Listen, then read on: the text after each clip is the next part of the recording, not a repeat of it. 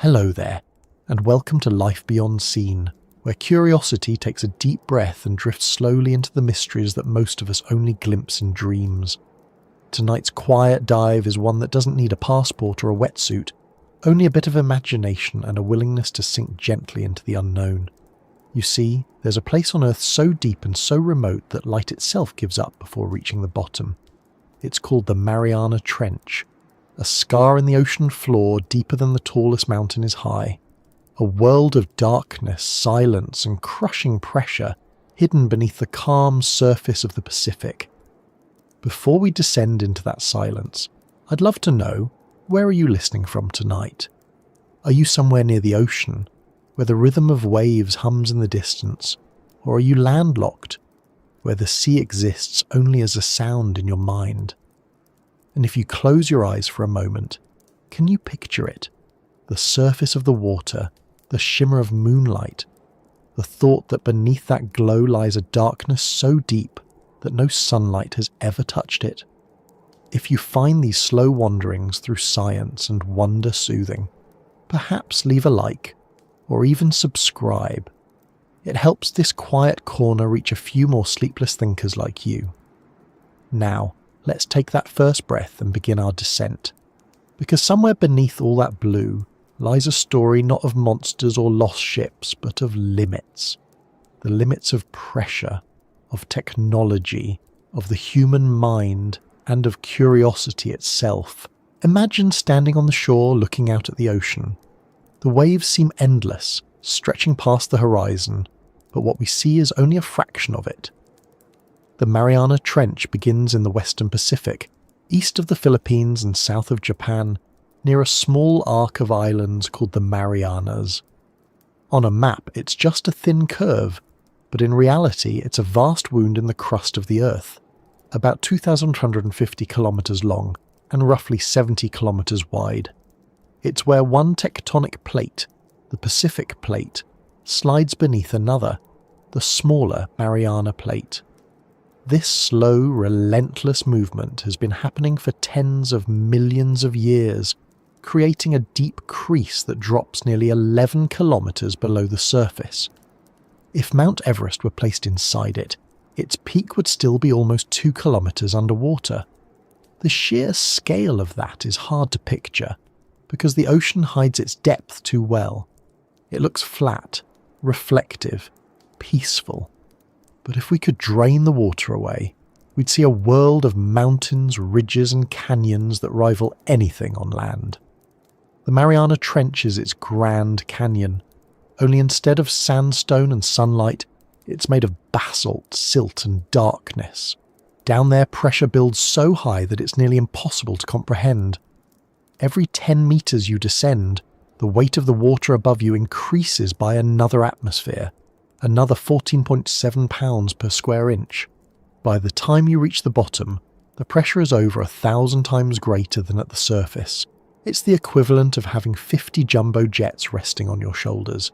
At such depth, nothing we're familiar with behaves normally. Steel bends, glass shatters, air compresses into nothing. Even light gives up the fight. Sunlight can only penetrate about 200 meters before it fades into blue twilight, and beyond that, into complete blackness. Below 1,000 meters, it's pitch dark, colder than you'd expect, just a few degrees above freezing. And yet, despite the crushing weight, the darkness, the cold, life exists there. Strange, fragile, and resilient. Creatures that glow in the dark, that feed on what drifts down from above, that live their entire existence without ever seeing the surface world. But before we meet them, it's worth pausing to ask something simple. Why is it that we, with all our technology, have sent probes beyond the solar system, walked on the moon, and yet can't truly explore the deepest part of our own planet? The answer isn't just about distance. The moon is 380,000 kilometers away, but it's empty space. The Mariana Trench is only 11 kilometers deep, but every centimeter of that descent pushes back against us with unimaginable force. The ocean is not empty, it's heavy, dense, relentless. And every attempt to enter it is a conversation between what we build and what the sea is willing to allow. When the first humans set out to explore the deep ocean, they didn't go far. For centuries, sailors could only guess at what lay beneath the waves. The early attempts to measure depth were almost quaint. A weighted rope dropped over the side of a ship. The line would descend until it hit bottom, then be pulled back up, measured and noted. It was tedious, imprecise, and completely inadequate for something like the Mariana Trench. The deeper the line went, the harder it became to tell whether it had hit bottom or was still swaying freely in the current. In some ways, that uncertainty became part of the ocean's mythology. It wasn't until the 19th century, with the voyages of ships like the HMS Challenger, that we began to map the deep sea more scientifically. The Challenger expedition, launched in 1872, spent nearly 4 years circumnavigating the globe, measuring ocean depths, temperatures and currents. It was during this journey that they first discovered a particularly deep sounding in the Western Pacific, the spot that would later become known as the Challenger Deep, the lowest known point on Earth's seafloor. At the time, the depth they recorded was around 8,000 metres, already staggering. Later measurements using sonar and submersibles would push that number even deeper, to 10,984 metres, give or take a few depending on where and how you measure. But measuring depth is one thing. Visiting it is another. The ocean at that pressure doesn't welcome visitors. Even a small flaw in a submersible structure, an unseen crack, a weak weld can mean catastrophic implosion. There's no margin for error. Every component must be designed to withstand forces far greater than any aircraft or spacecraft ever endures. The irony is striking. It's easier to keep a human alive in the vacuum of space than under the weight of the ocean. In space, the problem is the absence of pressure. In the deep sea, it's the opposite. Too much of it. When Jacques Picard and Don Walsh descended into the Challenger Deep in 1960 aboard the Trieste, they were entering a realm no one had seen before. The Trieste wasn't sleek or futuristic. It looked more like a giant white pill with a small steel sphere attached underneath. That sphere was where they sat. 2 men in a cramped space barely large enough to move, surrounded by thick steel walls nearly 5 inches thick. The descent took nearly 5 hours, sinking slowly through layers of water that grew darker and heavier with every passing minute. When they finally reached the bottom, the pressure outside their sphere was over 8 tons per square inch. A small window cracked during the descent, a reminder of how fragile the barrier was between them and instant annihilation. They stayed for only 20 minutes before beginning the long, slow journey back to the surface. In total, the dive lasted almost 9 hours. In the decades that followed, very few people returned to the trench. It wasn't that we lacked curiosity, but that every attempt required immense resources and risk. Machines could go deeper than humans, but even then, maintaining communication, power and control at such depths proved incredibly difficult. The pressure crushes not just metal, but also electronics, cables, sensors, anything not perfectly sealed.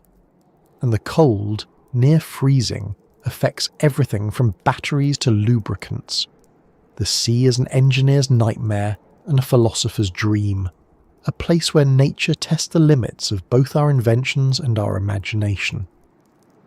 Every few years, a new expedition makes headlines. James Cameron's solo dive in 2012, the DSV limiting factor missions in 2019. But even these are brief, fragile visits. They descend, touch the bottom, collect samples, record video, and then leave. We don't stay. We can't. There's no permanent presence there. No base, no ongoing human exploration. The Mariana Trench remains largely uninhabited, untouched and unexplored. We've mapped Mars in more detail than our own seabed, and yet, that inaccessibility is part of its allure. The trench represents something we can't conquer easily, something that resists our need to understand and categorize. The ocean doesn't care for our curiosity. It moves at its own pace, erases our footprints and absorbs whatever we send down into it. The deeper we go, the less control we have. Sound travels differently, light disappears, and even time seems to lose its meaning. Instruments that work perfectly on the surface malfunction under pressure. Cameras crack, lights fail, data links go silent. It's not malevolent, it's simply physics. But it feels personal when you're trying to understand it. Still, we keep trying. Because beneath that endless blue, there's a kind of truth. A reminder that even on our own planet, mystery thrives. The Mariana Trench isn't just a place on a map. It's a symbol of everything that remains beyond reach. Every time we send a probe down, every time we measure another fraction of a meter, we're reminded that exploration isn't about conquering the unknown. It's about being humbled by it. If you were to float above the trench in a small research vessel, you'd see nothing remarkable. Just calm water, perhaps a few waves, maybe a seabird drifting overhead. But beneath you, miles below, the world is utterly alien. The light fades first, then colour disappears. Reds vanish, then yellows, until everything turns blue, then black. The temperature drops sharply. The water grows still. Sound fades. And as you go deeper, the sense of direction itself starts to dissolve. Up and down become abstract concepts. The ocean surrounds you in every direction, a pressure that feels almost alive. That's the strange paradox of the deep sea. It's a place on Earth, yet it behaves like another planet. The rules are the same, but the experience is completely different. We evolved in air, with light, with space to move. Down there, every element of life is inverted. The ocean presses inward, light dies outward, sound travels in strange ripples, and life survives in ways we can barely imagine. The trench isn't hostile because it wants to be, it's simply indifferent, and maybe that's why it feels so compelling. To explore the trench is to face something that cannot be tamed, only respected. It's an environment that reminds us how fragile our species really is, how temporary our inventions are compared to the steady patience of the Earth. The trench has existed for millions of years, shifting, deepening, swallowing the occasional piece of debris or lost vessel, then settling again into silence. We are newcomers here, brief visitors with cameras and lights, trying to make sense of a world that doesn't need us. For now, that's where we'll linger, hovering above the deepest shadow on Earth, ready to go further, but still aware that we are guests in a realm that doesn't easily share its secrets. When you look out at the ocean, it's easy to think of it as a flat surface, something you could cross with enough time and fuel. But beneath that calm lies a landscape that rivals the greatest mountain ranges of any continent. The Mariana Trench is not merely a crack in the seafloor. It is a geological scar shaped by forces that move continents, a wound cut into the crust of the Earth by the slow grinding of tectonic plates. It begins far from sight, curving like a vast crescent east of the Mariana Islands, tracing the edge where the Pacific plate slips beneath the smaller Mariana Plate. This process, called subduction, happens so slowly that you could stand there for a lifetime and never see it move. But given a few million years, the ocean floor reshapes itself completely. It is a motion both patient and unstoppable, and it's the reason this trench is the deepest place known on Earth. At its lowest point, the Challenger Deep, the ocean plunges nearly 11 kilometers down. That's deeper than Mount Everest is tall, deeper than the cruising altitude of most commercial airplanes. If you were to drop a pebble from the surface, it would take over an hour to reach the bottom. Down there, the water is cold, almost freezing, and the pressure is immense, over 1,000 times what you feel at sea level. It's not the kind of place you can simply visit. It's a place that has to be endured. Every meter downward adds more weight, more resistance, more silence. The trench itself isn't a single vertical drop, but a series of slopes and ridges that descend into darkness. Imagine a vast valley, its walls carved by geological time, layered with sediments and crushed rock, shifting slowly as the plates beneath continue their eternal slide. The floor of the trench is not smooth. It's a complex terrain of mud, jagged outcrops and fault lines. Earthquakes ripple through it regularly, stirring clouds of silt that drift like underwater storms.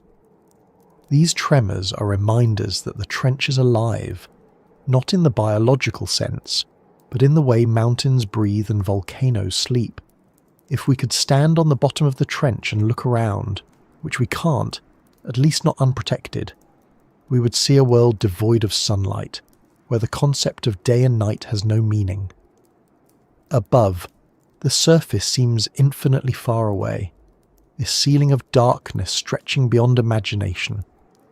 Around you, the water presses in from all sides, dense and heavy. There is no sound, at least not the kind we recognize. The human ear isn't built to interpret the groaning of rock or the whisper of water molecules under such weight, but sensitive instruments have detected the sounds of distant earthquakes, the faint rumble of shifting plates, even the faraway calls of whales echoing down from thousands of meters above. The ocean transmits sound far better than air, and sometimes the trench becomes a resonating chamber for the movements of the earth itself. The pressure here is not an abstract number, it's a presence. At 10,000 meters, every square centimeter of surface bears over a ton of force. To survive, any structure must be perfectly spherical or nearly so, because even the smallest flat surface can buckle under the load. That's why submersibles designed for such depths look like compact orbs, thick-walled, heavy, more like miniature planets than vehicles. Humans can't feel this pressure directly, because we're never exposed to it. The vessels we build protect us, isolating us in tiny pockets of atmosphere. But outside, the ocean would crush a human body instantly. The lungs would collapse, the blood would boil in reverse, not from heat, but from the impossibility of expansion. It's strange to think that something as simple as water can become such an unstoppable force. The same liquid that falls as rain, that fills a glass, that carries boats across its surface, becomes something almost alien when gathered in such volume. It's not that the water itself changes, but that the cumulative weight transforms it into an instrument of compression. Every molecule above adds its contribution, layer upon layer, until the mass becomes absolute. This is why we can't truly explore the trench, not in the way we explore mountains or deserts. The environment resists us not through hostility, but through sheer indifference. It doesn't care if we arrive prepared or not, and yet the trench is not lifeless. Even in that near-freezing pitch-black environment, organisms persist. Some are microscopic, living in the mud, feeding on organic particles that drift down from the surface. Others are larger, strange fish with translucent skin, eyes adapted to total darkness, and bodies built to withstand pressure that would destroy anything else. They are slow-moving, cautious, and efficient. They do not need speed or strength, only resilience. Many produce their own light, bioluminescence, small chemical reactions within their bodies that create soft glows, used to attract prey or communicate. These flashes are the only illumination in a world without dawn.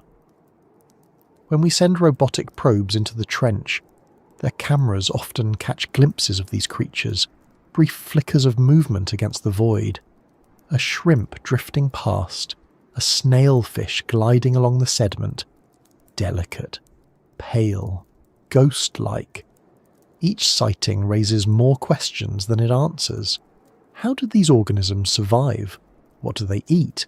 How do they reproduce in a place where finding another of your kind might take months? The deeper we look, the more we realize how little we understand. It's not that the data is incomplete, it's that the data is overwhelmed by mystery. Scientists use sonar to map the trench's contours, sending sound pulses downward and measuring the echoes that return. This method gives us a rough shape, a sense of where the ridges and valleys are, but it's like trying to understand a mountain by feeling it through a blanket. The details are lost, the texture missing. We know where the trench lies, how deep it goes, and what its general form is, but we don't know what most of it looks like in detail. Only a handful of expeditions have actually reached the bottom, and even then, each has explored only a small area, perhaps a few square meters of a landscape that spans thousands of square kilometers. It's like studying the Sahara by examining a single grain of sand. The deeper problem isn't just the pressure or the darkness, but the logistics. To explore the trench, a submersible must be designed to survive the descent, function flawlessly under pressure, and return safely. That means every piece, every bolt, wire, and seal must be engineered to perfection. There's no margin for error. Communication with the surface is limited, delayed, or lost entirely because radio waves can't travel through seawater. Instead, signals must be sent acoustically, like underwater Morse code. These signals are slow, prone to interference, and easily lost in the ocean's noise. So when a submersible descends, it's essentially alone. The ocean doesn't make exceptions for human curiosity. It's too vast for that. Even our most advanced technologies operate at the edge of their endurance. Every descent is a gamble, every success a small miracle of engineering and patience. When you hear that only a handful of people have ever been to the bottom of the Mariana Trench, it's not because of a lack of interest. It's because of what it takes to get there and return. And even when we do, the time spent at the bottom is measured in minutes, not hours. The machines can't stay longer without risk of failure. There's something humbling about that limitation. It reminds us that exploration isn't about conquering nature but negotiating with it. We go as far as the environment allows, and when it tells us to stop, we listen. The trench is a lesson in boundaries, not just physical, but philosophical.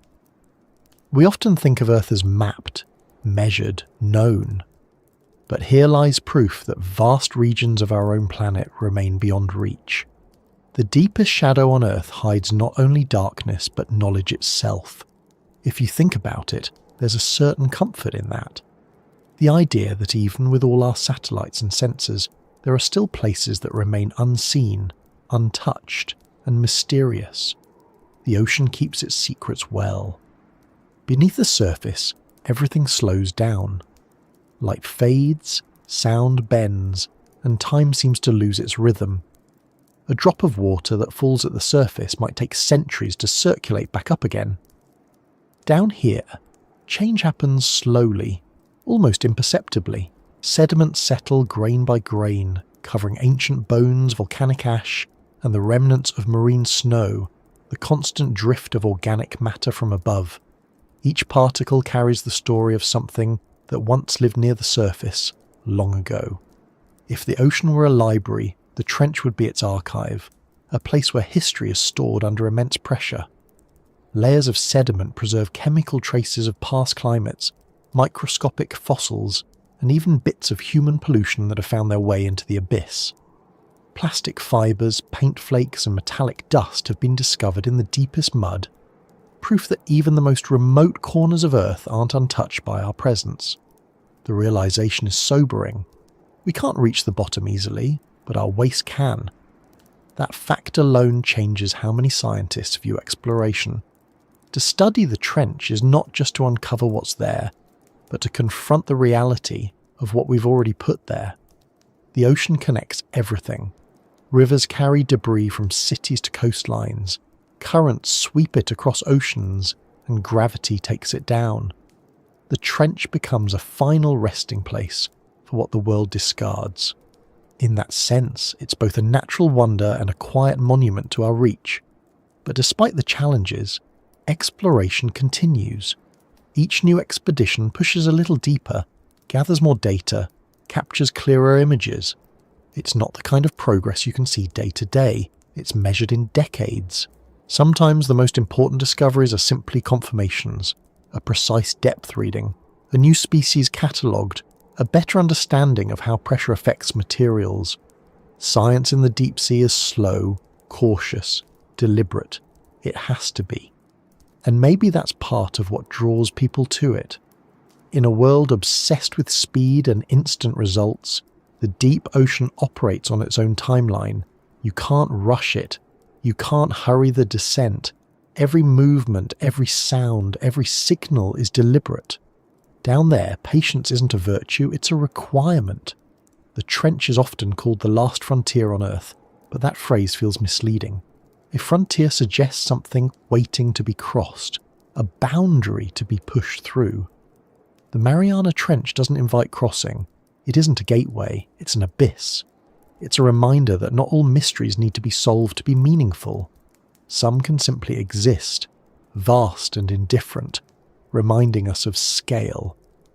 Above it, the surface world moves on.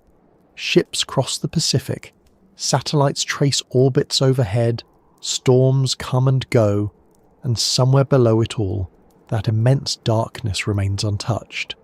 The deepest shadow on Earth doesn't seek our attention. It doesn't care to be known. And maybe that's why it continues to fascinate us, because it represents something beyond reach, beyond certainty, beyond control. If you could float there, suspended between pressure and darkness, you might understand something quiet and simple. The ocean doesn't end where our knowledge stops. It continues, patiently, endlessly, like the pulse of the planet itself. And even if we never see all of it, knowing that it's there, that something so vast and unknowable exists beneath us, might be enough. It's hard to imagine what pressure really means until you try to picture the ocean as weight, not as water, but as tons upon tons of mass pressing downward in every direction. The air we live in has weight too, though we rarely feel it. Every square inch of your skin already bears about 15 pounds of air pressure, the collective force of the atmosphere. We don't notice because our bodies evolved in it, balanced perfectly against it. But underwater, that balance collapses quickly. The deeper you go, the faster the weight builds. At just 10 meters below the surface, the pressure doubles. At 100 meters, it's 10 times higher. By the time you reach the bottom of the Mariana Trench, it's more than 1,000 atmospheres, an almost incomprehensible number. If you tried to swim there, you wouldn't make it past a few dozen meters without special gear. A human lung would collapse long before that. The very gases inside the body, oxygen, nitrogen, carbon dioxide, would compress and dissolve into the bloodstream. The boundaries between liquid and air that keep you alive would blur and fail. We like to think of water as soft, as harmless, but in enough quantity, it becomes a solid force, a wall that can crush steel. Every attempt to explore the trench has to begin by asking the same question. How do you build something that can bear the weight of the entire world? For most of human history, the answer was simple. You didn't. The ocean was too vast, too hostile. Sailors mapped its surface, charted its currents, but beneath the waves, everything was speculation.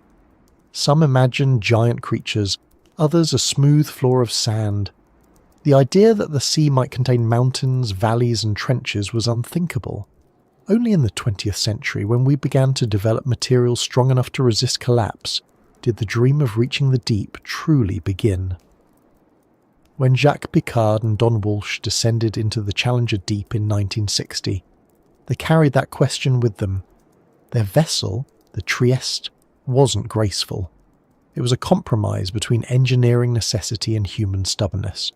The design centered around a small steel sphere, barely large enough for two people to sit shoulder to shoulder. That sphere was the only part capable of surviving the pressure. Everything else, the floats, the ballast systems, the outer structure, was designed to either compress safely or be expendable. The sphere itself was thick, about 13 centimeters of specially hardened steel. The windows were tiny, only a few inches across, made of plexiglass thicker than your hand. During the descent, the Trieste creaked and groaned constantly. Piccard later described hearing the sound of cracking, one of the outer windows fracturing under stress. Inside, they could do nothing but wait and trust that the sphere would hold. Outside, the temperature dropped to near freezing, and visibility disappeared entirely. Their floodlights illuminated only a few meters of water before the light was swallowed. When they finally touched the bottom, they saw a cloud of sediment rising like slow smoke, stirred up by their arrival. The entire journey down had taken almost 5 hours, and when they reached the bottom, they stayed for just 20 minutes before beginning the long, cautious ascent. That dive remains one of the most extraordinary feats in the history of exploration. Not because it solved the mystery of the trench, but because it proved that reaching it was even possible. Since then, only a handful of people have repeated the feat. James Cameron's solo dive in 2012, and later Victor Vescovo's in 2019, used modern technology, stronger materials, better sensors, improved communication, but the core challenge hasn't changed. The problem isn't getting down, it's surviving there. Pressure doesn't just threaten the hull of a submersible, it affects everything inside it. Electronics must be shielded, cables reinforced, batteries insulated. Even the simplest mechanical systems behave differently under such stress. Lubricants thicken, seals deform, metals flex. Any trapped air pocket can become a weak point. That's why most deep-sea equipment is filled with incompressible fluids instead of air.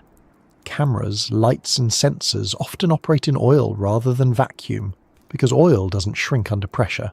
The deeper you go, the more you have to think like the ocean, to build things that yield instead of resist, that move with the pressure rather than against it. For humans, though, adaptation has limits. Our bodies can't adjust to such extremes. The deepest a person has ever dived on compressed air is around 300 meters, achieved by a handful of professional divers using complex gas mixtures. Beyond that, the risk of nitrogen narcosis, oxygen toxicity, and physical collapse becomes lethal. At 1,000 meters, human exploration ends completely. Everything deeper than that belongs to machines. But even machines face a paradox. To survive the pressure, they must be heavy and rigid. Yet the deeper they go, the more that weight becomes a problem. Every additional layer of protection requires more energy to move, more fuel to descend and return. The ocean demands balance. Too light, and you'll never sink. Too heavy, and you'll never rise again. Engineers solve this with clever systems. Ballast tanks filled with iron pellets that can be released when it's time to ascend. Syntactic foams made of hollow glass spheres embedded in resin to provide buoyancy without crushing. Each innovation pushes the boundary a little further, but only a little. It's ironic that the word crush appears so often in discussions about the deep ocean. We speak of crush depth, crush pressure, crush limits. It's an acknowledgement that everything down there is at the mercy of compression. Even the materials we consider solid are not immune. Titanium bends, aluminum deforms, ceramics shatter, and yet, despite the risks, despite the sheer absurdity of sending fragile machines into a realm that wants to destroy them, we keep doing it. Not out of arrogance, but out of that quiet human curiosity that refuses to be satisfied with the surface. When scientists talk about pressure, they often use comparisons. The weight of 50 jumbo jets, the force of 10 elephants on a postage stamp. These metaphors help, but they don't quite convey the reality. Pressure underwater doesn't act from above. It comes from all sides. It's not something pushing down on you, it's something surrounding you completely, pressing equally on every surface. If you could stand inside a sphere that perfectly resisted it, you wouldn't feel anything at all. That's the paradox. Inside the submersible, the explorers feel calm, weightless, detached. Outside, the ocean is crushing itself into equilibrium. Pressure also changes how sound behaves. In the deep ocean, sound travels faster and farther than in air. The waves of energy compress the water slightly as they move, and because water is dense, the vibrations transmit efficiently. This is why whales can communicate across hundreds of kilometers, and why submarines rely on sonar instead of radio. The same pressure that limits our physical reach allows sound to carry secrets across unimaginable distances. In the trench, the noises of the world above are faint, distorted echoes, storms, ships, earthquakes, all translated into low, haunting tones that ripple through the black. But the real consequence of pressure isn't just physical. It's psychological. To imagine descending into darkness for hours, knowing that outside your small vessel lies a force strong enough to crush anything human, requires a particular kind of composure. Explorers often describe the experience as both exhilarating and terrifying. There's a moment somewhere around halfway down when the last connection to sunlight fades. The water turns from blue to black, and the realization sets in that you're utterly alone. The radio crackles, the lights flicker, and for a few seconds the ocean feels infinite. In that isolation, pressure becomes more than just physics. It becomes metaphorical. The weight of awareness, the confrontation with something so vast it erases the sense of self. Down there's no horizon, no reference point, no sound of wind or bird or wave, just the hum of machinery and the quiet thought that between you and the rest of the world lies 10 kilometers of water. The mind drifts in such silence. Some find peace in it, others unease.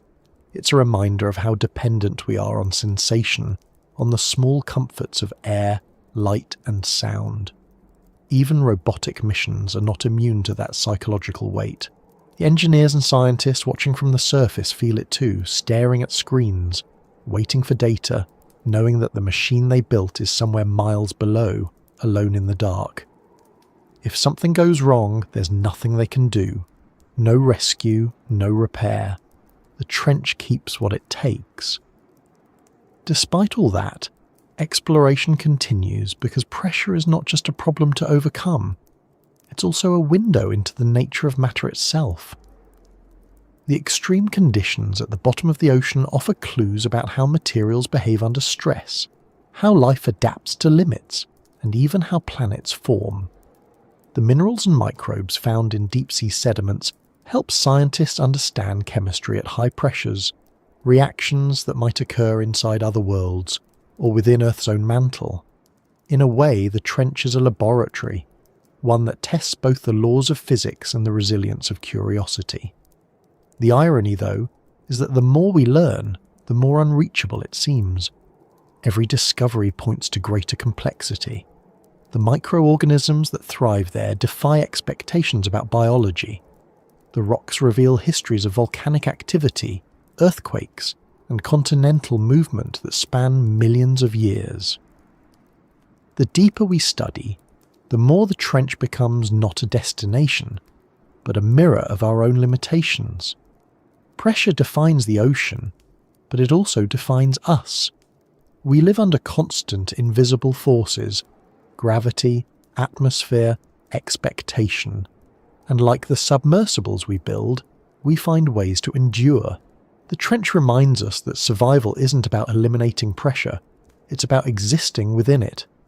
Everything on Earth, from the smallest cell to the largest mountain, is shaped by forces it cannot escape. The difference is only one of degree.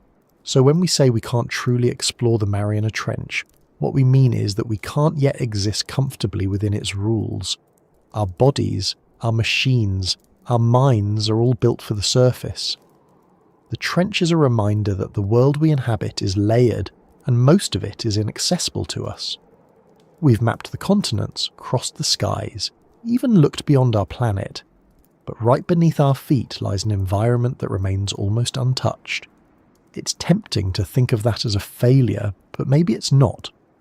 Maybe the trench serves a purpose simply by existing beyond our reach. It reminds us that mystery has a place in the modern world, that there are still frontiers not meant for us, not because we aren't clever enough, but because the planet itself has boundaries we can't bend. The ocean keeps its secrets with quiet dignity, and in doing so, it gives us something rare: humility. The next time you look out at the sea, try to imagine that weight, the mass of water stretching downward farther than mountains rise upward. Beneath every ripple, there's pressure building, accumulating, shaping the world in ways we can't see. And somewhere far below, in a darkness that no light can reach, that pressure holds the silence of the earth itself. It is steady, patient, immense, the true weight of the world. The farther you descend, the more the ocean begins to shed the world you know. At first, there's still light, a shimmering blue that dances on the waves, bending and flickering as it filters down through the water.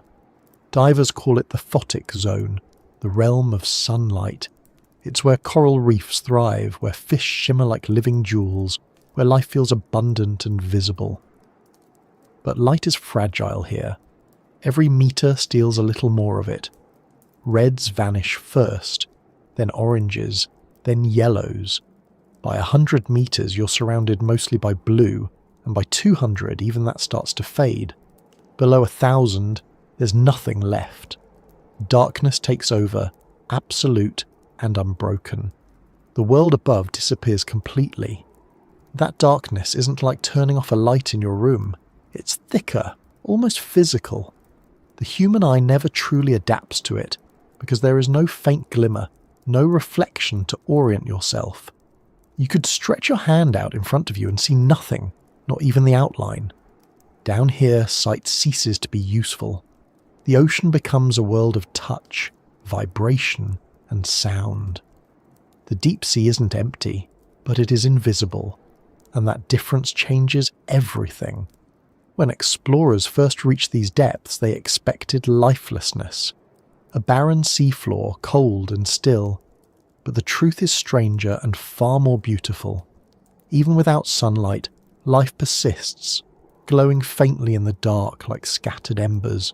Bioluminescence, the ability to produce light through chemistry, is the ocean's quiet rebellion against the void. Tiny plankton release flashes to startle predators. Jellyfish drift like translucent lanterns, pulsing with gentle blue light. Fish carry glowing lures to draw in prey.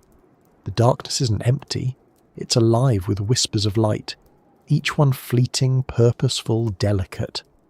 Some of these creatures create light through symbiosis, hosting colonies of bacteria that emit a steady glow.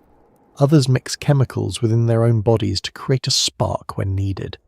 The reactions are remarkably efficient, producing almost no heat, just pure luminescence. In the deep, that efficiency is survival. There's no waste, no excess, no sunlight to compete with. The glow is communication, camouflage, deception, and beauty all at once. Bioluminescence may seem magical, but it's also practical. For many species, light is a weapon or a warning. Some fish can release bursts of brightness to blind predators temporarily, while others mimic the faint glow of the distant surface to blend in from below, a trick called counter-illumination. In a world with no landmarks, light becomes the only language, and every flicker carries meaning. To see it in person is to witness something close to a dream.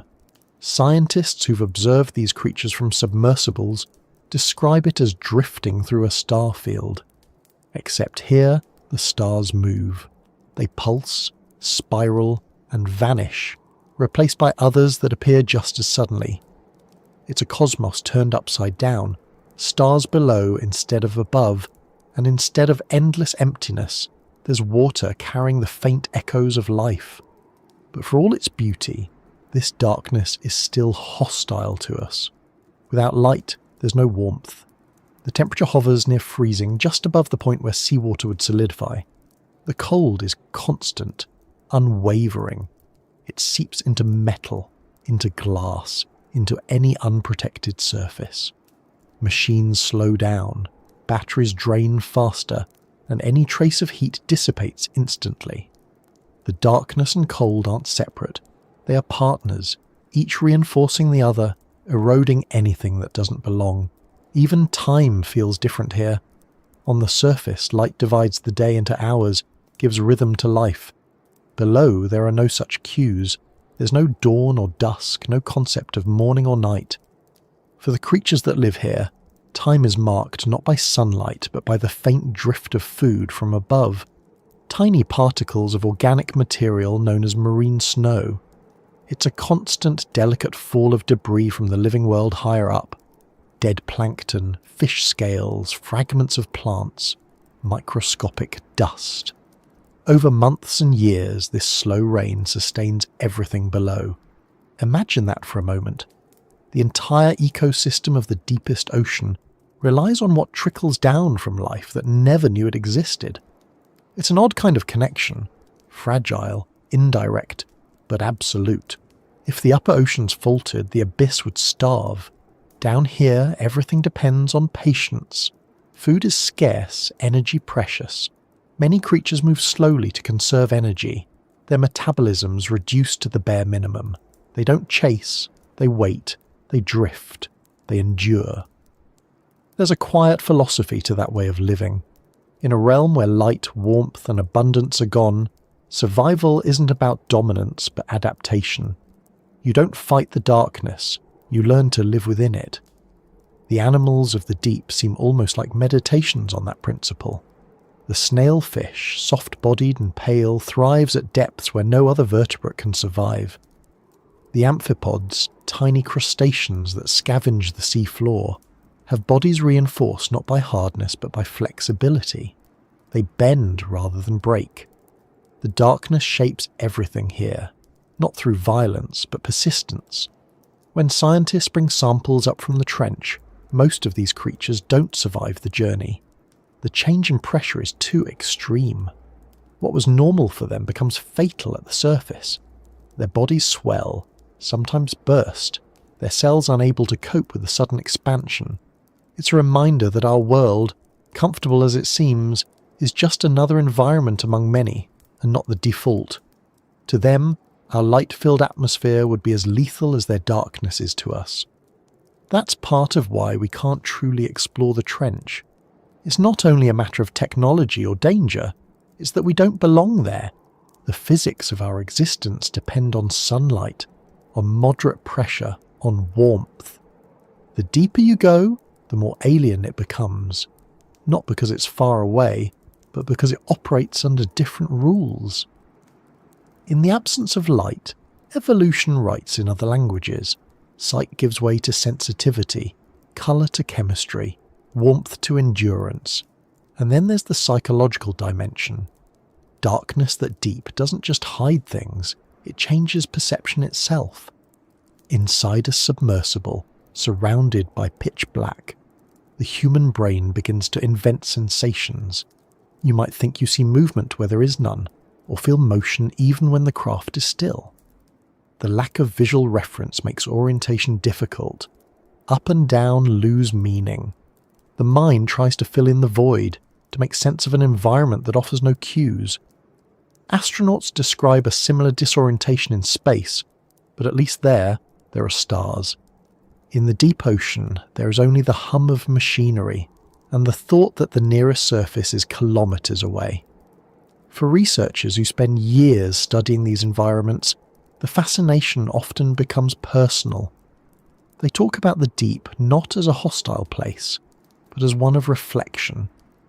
There's something about staring into a darkness that has existed unchanged for millions of years that humbles even the most confident scientist. It's a confrontation with scale, with how small we are compared to the systems that sustain the planet. The trench is one of those places where the boundaries of science and philosophy blur. You can measure pressure, temperature, and salinity. You can catalogue species, analyse sediment, and model geological processes. But none of that explains the feeling of looking into that void. It's not fear exactly, more a recognition of otherness. The deep is not designed for us, and perhaps that's what makes it sacred in a quiet scientific way. It's an environment untouched by sunlight, unbothered by time, where life exists on terms completely its own. Even the light we bring with us, flood lamps, LEDs, laser scanners, feels intrusive. The moment the beams cut through the water, they disturb everything.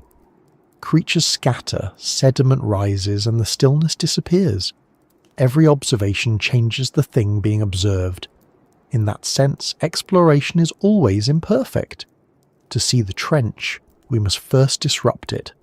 The deeper truth remains hidden in the undisturbed dark beyond our reach. It's easy to romanticize darkness as mystery or metaphor, but here it's simply reality. The absence of light is complete. Every photon is absorbed or scattered long before it can travel far. Even laser beams, which can travel miles through air, fade after just a few dozen meters underwater. Cameras struggle to focus, instruments to orient. In a strange way, the trench is less a place and more a condition, a set of extremes that erase ordinary perception. And yet, in that erasure, life finds simplicity. The creatures that live there don't need complex eyes or bright colours. They navigate by vibration, by chemical gradients, by the faint echoes of movement. The darkness simplifies everything to its essentials: hunger, motion, survival. It strips away the unnecessary until what remains is pure function. It's not bleak, it's efficient. When you think of how much of Earth's biosphere exists in darkness, it's staggering. The majority of the ocean is beyond the reach of sunlight, and within that enormous volume lives most of the planet's life by mass. The deep sea isn't the exception, it's the rule. We, on land and in the shallows, are the outliers, the ones adapted to light. From that perspective, the Mariana Trench isn't an alien world. It's the true face of our planet. We call it darkness because we can't see it, but for the organisms that live there, it's home. Their senses are tuned to subtle changes in pressure, to minute vibrations, to chemical signals drifting in the water. To them, we are the blind ones, living in a thin, bright layer that flickers on the surface. The trench reminds us that light is not the measure of life, just the measure of what we notice.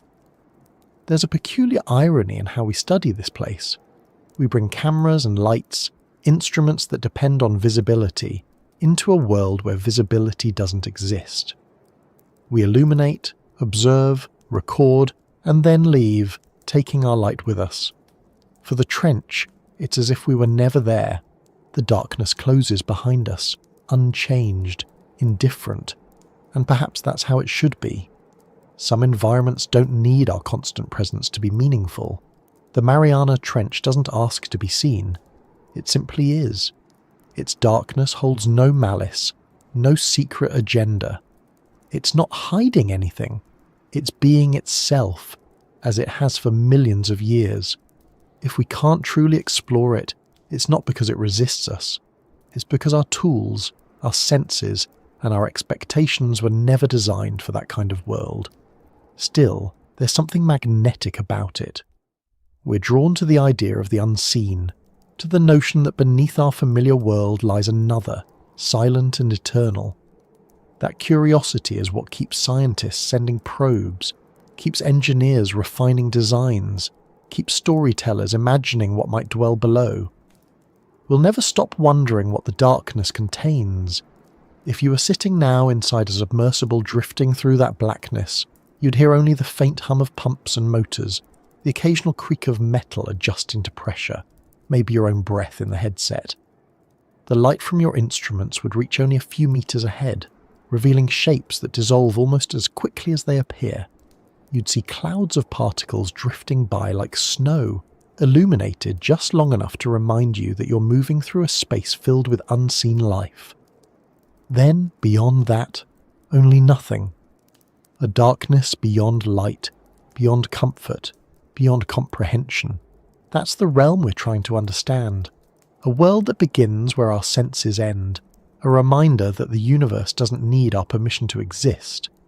And somewhere far above, the sunlight glitters on the surface, unaware of the depth below, just as most of us live unaware of how much lies beneath the calm. If the deep ocean is another world, then the machines we send there are its astronauts. They breathe for us, see for us, and survive where we cannot. Every submersible, every remotely operated vehicle, every probe that disappears beneath the surface carries a fragment of human curiosity into a realm that would destroy us in seconds. The ocean doesn't invite exploration, but it doesn't forbid it either. It simply waits, and in that waiting, we keep trying to build something capable of listening to its silence. From the outside, deep-sea submersibles look simple, smooth, rounded, compact. But that simplicity hides the most intricate engineering on Earth. Every surface, every seam, Every bolt must be designed to withstand pressure that could collapse a building. The rules are unforgiving. There's no room for weakness, no tolerance for error. At 11 kilometers down, the difference between safety and catastrophe is measured in millimeters of steel and seconds of luck. When engineers began building the earliest deep-diving vessels, they weren't trying to explore, they were trying to survive the idea of depth itself. The Trieste was an audacious experiment, a test of whether steel could outlast water. Later submersibles refined that idea but never escaped its paradox. The ocean is too heavy, too cold, too isolating to be conquered. So we build machines that don't fight it. They adapt to it, just as the creatures in the abyss do. They breathe oil instead of air, carry no fragile spaces, no unnecessary emptiness. In a sense, they're closer to the life of the deep than to the humans who designed them. Every expedition begins the same way, with a slow descent. Whether manned or unmanned, the machine slips below the surface and leaves the world of sound and light behind. Communication weakens, the signal lags. On the surface, the operators watch screens filled with numbers, depth, temperature, pressure, battery life. Each descent is a negotiation with physics. Go too fast and you risk damaging the hull. Go too slow and the currents carry you off course. There's no steering wheel in the deep, no reliable sense of direction. The machines navigate by acoustic pings, sonar reflections, tiny bursts of sound that bounce off the seafloor and return distorted, delayed, uncertain.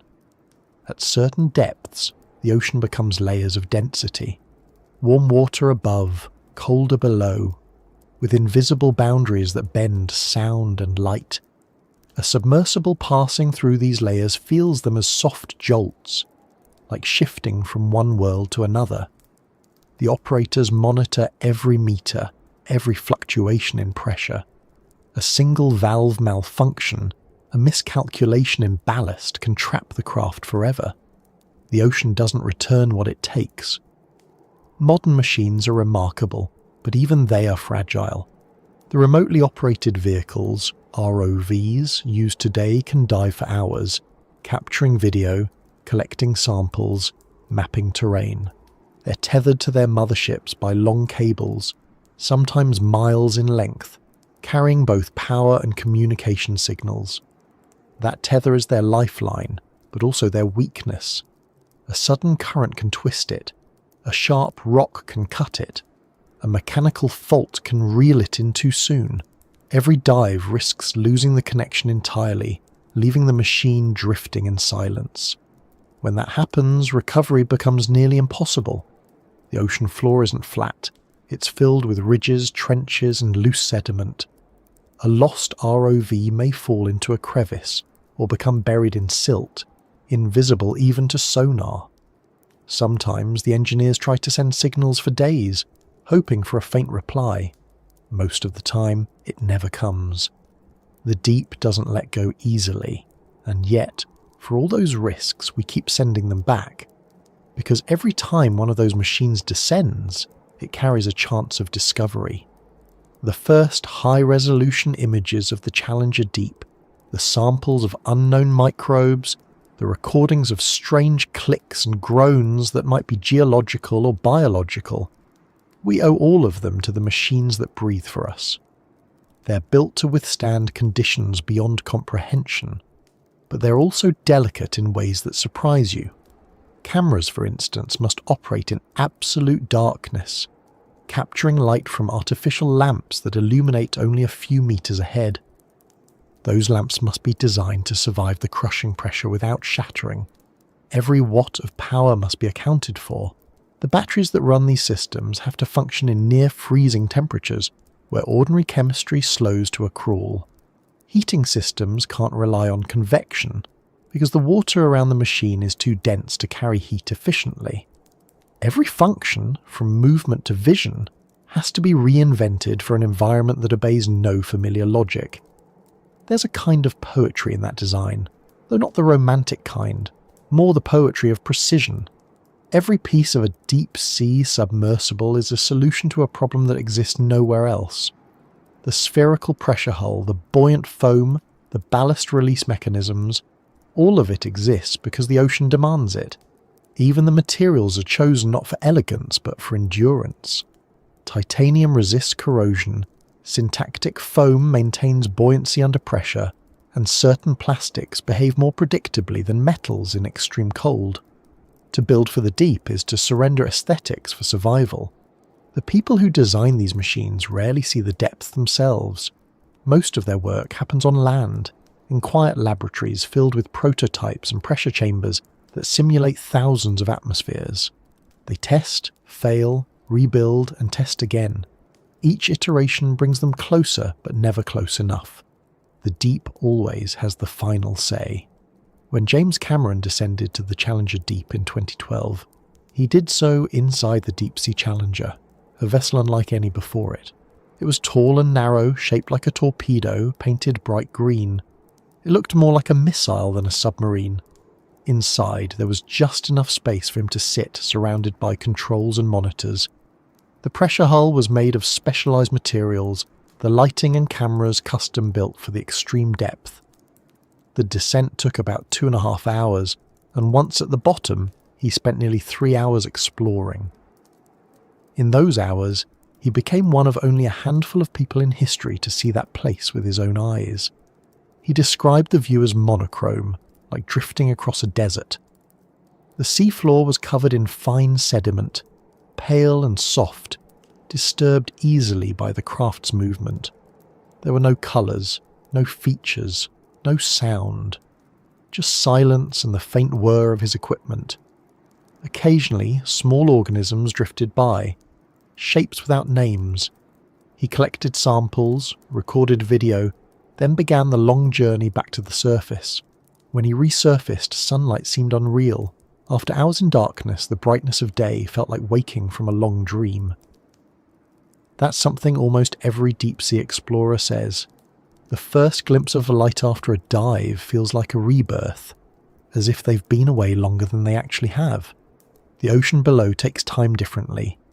For remotely operated vehicles, there's no such relief. They return mechanically, silent, their data stored on drives, their footage waiting to be examined. And in those images, the world below looks both alien and strangely familiar.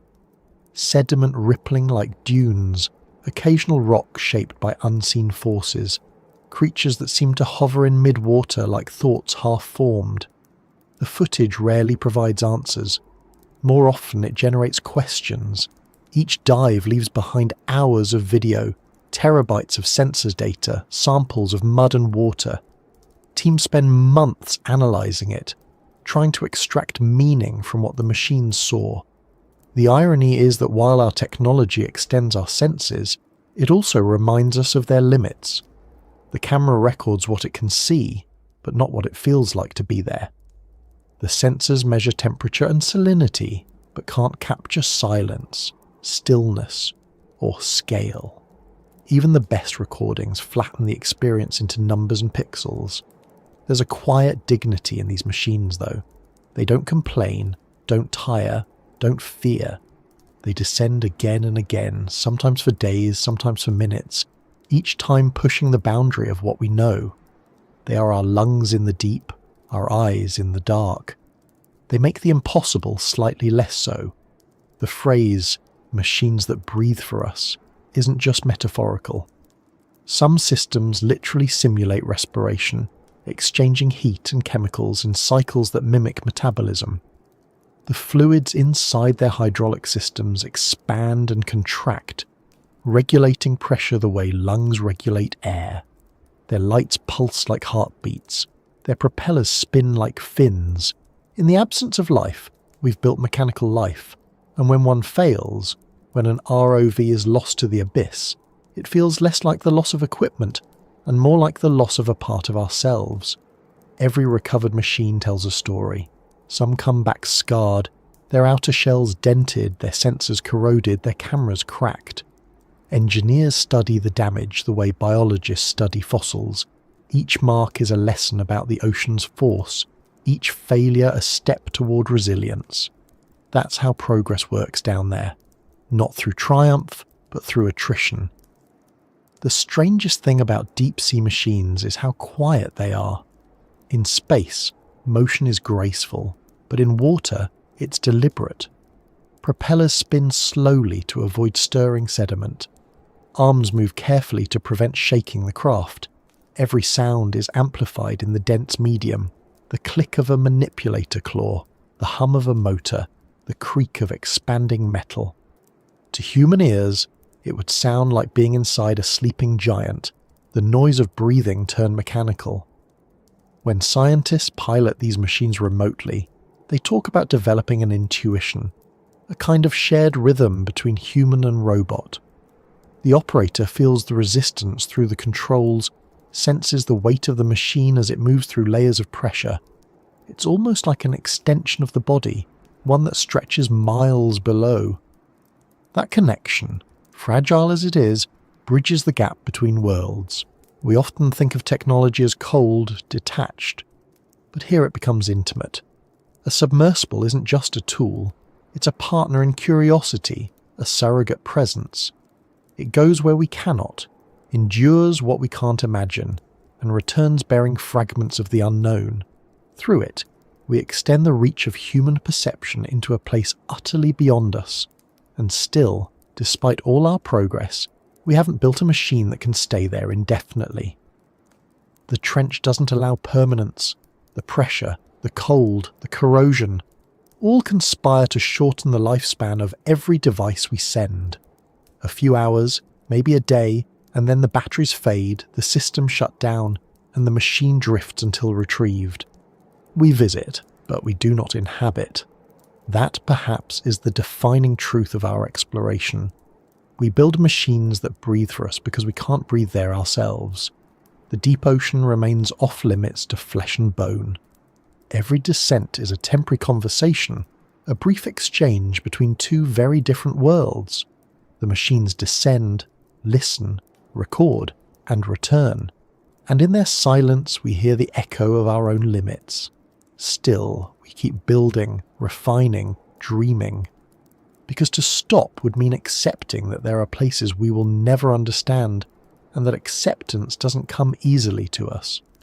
The drive to explore is not logical, it's instinctive. We design these machines not just to collect data, but to remind ourselves that curiosity can survive even where humans cannot. The ocean doesn't change because we visit it. It remains dark, cold, and immense, indifferent to our presence. But we change every time we reach a little deeper. The machines that breathe for us are more than instruments. They are reflections of the part of us that refuses to stop wondering, even when the world presses back with the weight of 1,000 atmospheres. And above, on the surface, the ship waits. Waves rise and fall, clouds drift, and somewhere far below, a tiny light flickers in the black. A signal, faint but steady, returning from a place almost beyond reach. It's enough to remind us that even in the deepest dark, we're still capable of finding a way to see. The machines can survive where we cannot, but every descent still begins and ends with people. Behind every dive, every signal received from the deep, there are engineers, pilots, biologists, and technicians who spend years preparing for a few hours of contact with the unknown. The trench may belong to the machines physically, but it is still the human mind that sends them there. And that's the paradox of exploration. No matter how mechanical it becomes, it is always a human story. When people talk about deep-sea exploration, they often focus on the technology, the pressure-resistant hulls, the titanium joints, the power systems that function in freezing water. But what rarely gets attention is the toll it takes on the people involved. The surface teams live with constant tension, waiting for signals from machines that might never return. The pilots who descend inside those vessels carry the awareness that a single failure could mean instant death. The scientists who analyse the footage confront the realisation that the mysteries they're studying exist in a world they'll never truly experience firsthand. The deep sea humbles everyone it touches. For those who actually go down, the experience is unlike anything else. sitting inside a pressurized sphere with just enough room to move your arms, surrounded by metal thicker than your entire body, there's no illusion of control. There's a strange intimacy to it. The hum of the pumps, the clicking of valves, the faint creak of the hull flexing under pressure. You're aware that only a few centimeters of metal separate you from 10,000 meters of crushing force. It's not like flying an airplane where you can see the horizon. There's no horizon here, no sky, no landmarks. Just the slow descent into a darkness that never ends. Some describe it as peaceful. Others say it's terrifying. Most admit it's both. The first few hundred meters feel familiar enough. You can still see light fading, the water shifting from turquoise to indigo to black. But after a certain point, maybe a kilometre or two down, you lose all visual connection with the surface. The only light is artificial. The sense of movement disappears. Without anything to reference, you could be falling forever or hovering in place. Your body can't tell. The instruments say you're descending, the numbers ticking upward, the pressure increasing, but your senses have no anchor. That disorientation can be overwhelming. Humans depend on sight more than any other sense, and when that's gone, the mind struggles to stay grounded. Pilots of deep-sea vessels train to manage that feeling, to trust the instruments when their instincts rebel. They rehearse in simulators, spend hours practicing emergency protocols, learn to interpret the faint feedback of the craft's systems as though it were a heartbeat. But all the preparation in the world can't erase the moment when you realize how alone you are. There's also the sound, or rather, the lack of it. At that depth, silence is total. On the surface, even in calm weather, you can hear the wind, the creak of the ship, the distant call of birds. Below, all of that disappears. The only sounds are mechanical, the slow hum of motors, the faint hiss of the air scrubbers, an occasional metallic groan as the hull adjusts. Some explorers describe hearing their own heartbeat through the headset. Others say that the silence feels like pressure itself, a weight that grows heavier the longer you sit in it. Inside the submersible, the air is recycled, dry, metallic. The temperature drops with the depth. The instruments glow faintly, illuminating faces that grow paler as the hours pass. Conversation becomes minimal. There's nothing to say except updates. Depth, temperature, orientation, battery life. Everything else feels out of place, almost disrespectful in the presence of so much stillness. You stop thinking about words and start listening, not for anything specific, but for the subtle rhythm of the machine around you, as though it were breathing for you. For those who descend in pairs, there's a strange intimacy. You share a space smaller than a car trunk, sealed in with another person for hours. Every breath, every movement, every decision must be coordinated. There's no room for conflict or ego. The ocean doesn't allow that. You depend on each other completely. One miscalculation, one moment of distraction, and the dive could end in disaster. It's not just trust, it's surrender. You have to let go of the illusion of control and accept that you're part of something much larger, much heavier, much older than yourself. Psychologists who study extreme environments compare deep-sea exploration to spaceflight or polar research. Isolation, confinement, monotony, and risk create a unique psychological landscape. The mind reacts in unpredictable ways. Some divers report heightened clarity and almost meditative calm. Others experience time distortion, minutes stretching into hours, hours collapsing into moments. There's also what researchers call the overview effect, similar to what astronauts describe when seeing Earth from orbit.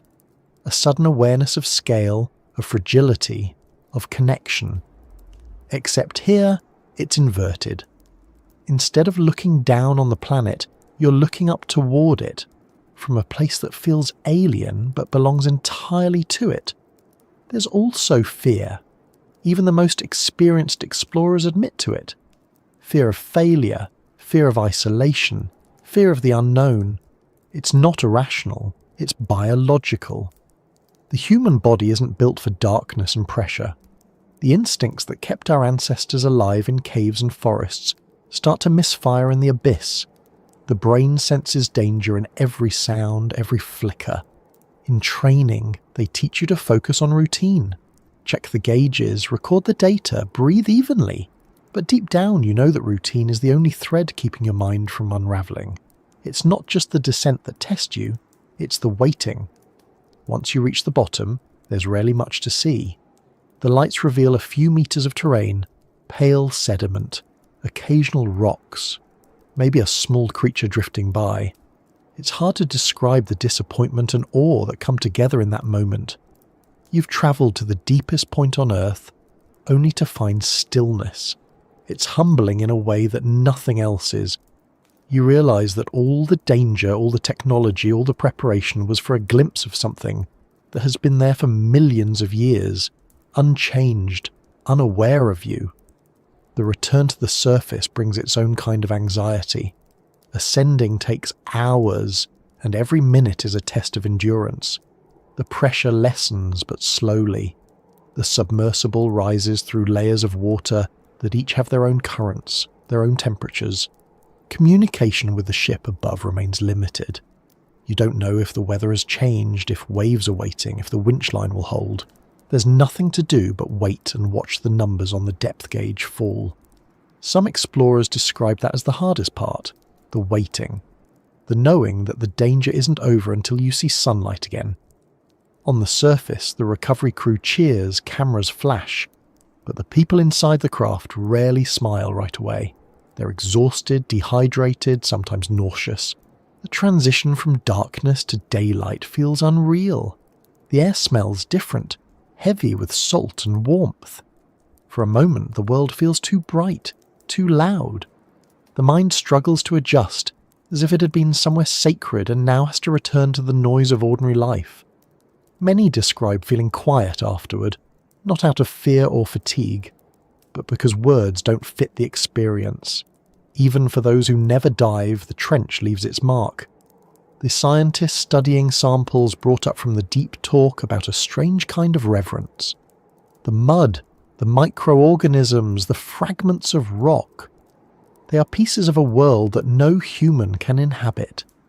Handling them feels like holding something sacred, something ancient and indifferent. They clean their instruments carefully, catalogue the samples meticulously, and yet they know they've disturbed something that had existed in silence for millennia. For the engineers, the emotional connection is different but no less powerful. Each successful dive is a triumph of human precision against natural indifference. But it's also a reminder of fragility. Every time they send a submersible down, they know that something could go wrong. The ocean doesn't forgive mistakes. The machinery represents years of work, millions of dollars, and countless hours of planning, and yet it can vanish in seconds if one seal fails. That awareness weighs on them constantly. Success and loss are separated by fractions of pressure, by moments of timing. There's also the question of purpose. Why do it at all?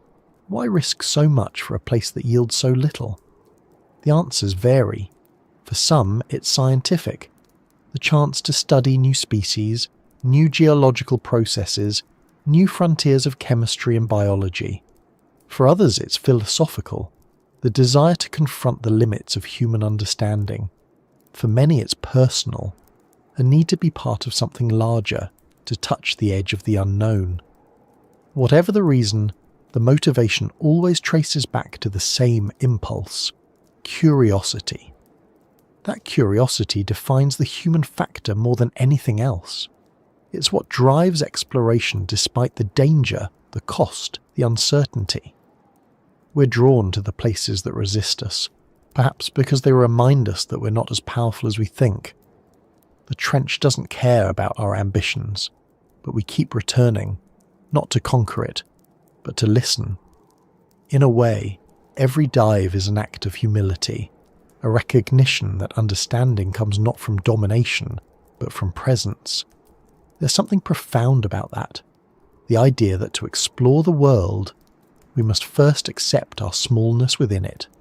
The people who dedicate their lives to studying the deep ocean aren't just scientists or explorers, they're caretakers of mystery.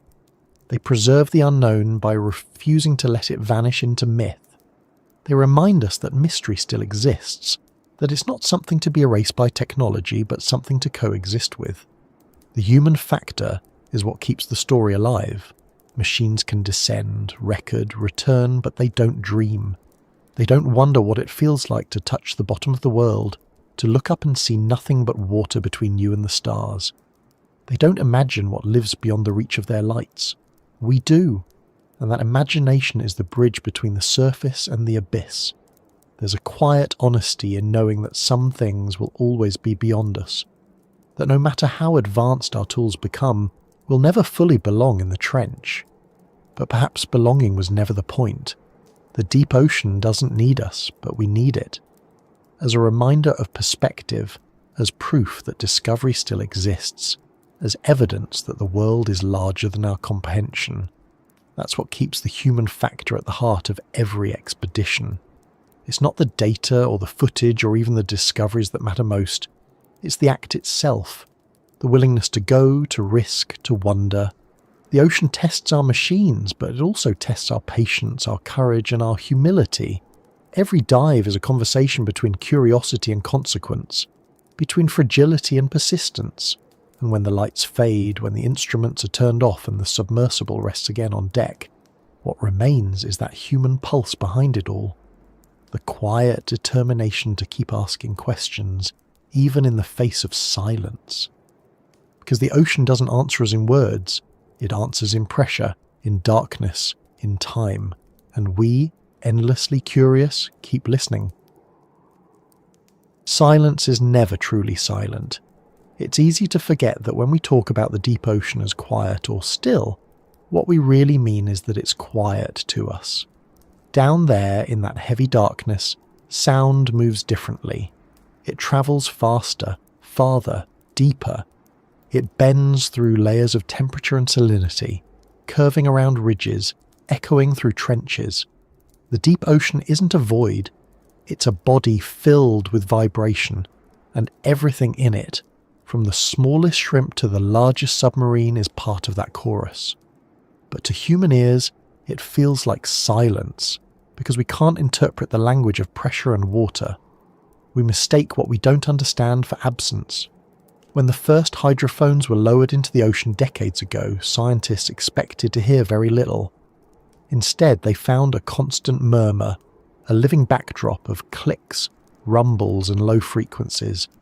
Some of it came from geological activity, the Earth itself moving and breathing through its faults.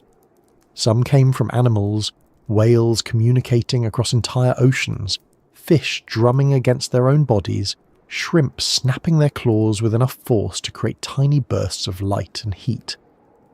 Even the slow grinding of tectonic plates makes a sound, though it's too deep for us to hear without amplification. The ocean is a landscape of invisible motion, and sound is the only way to map it. In the Mariana Trench, where light fails completely, sound becomes everything. For the creatures that live there, it replaces sight, touch, even memory. Some species have evolved specialized organs that detect pressure waves, letting them sense movement hundreds of meters away. Others use pulses and clicks like sonar, bouncing their own signals off the world around them. Where humans would see darkness, they hear structure.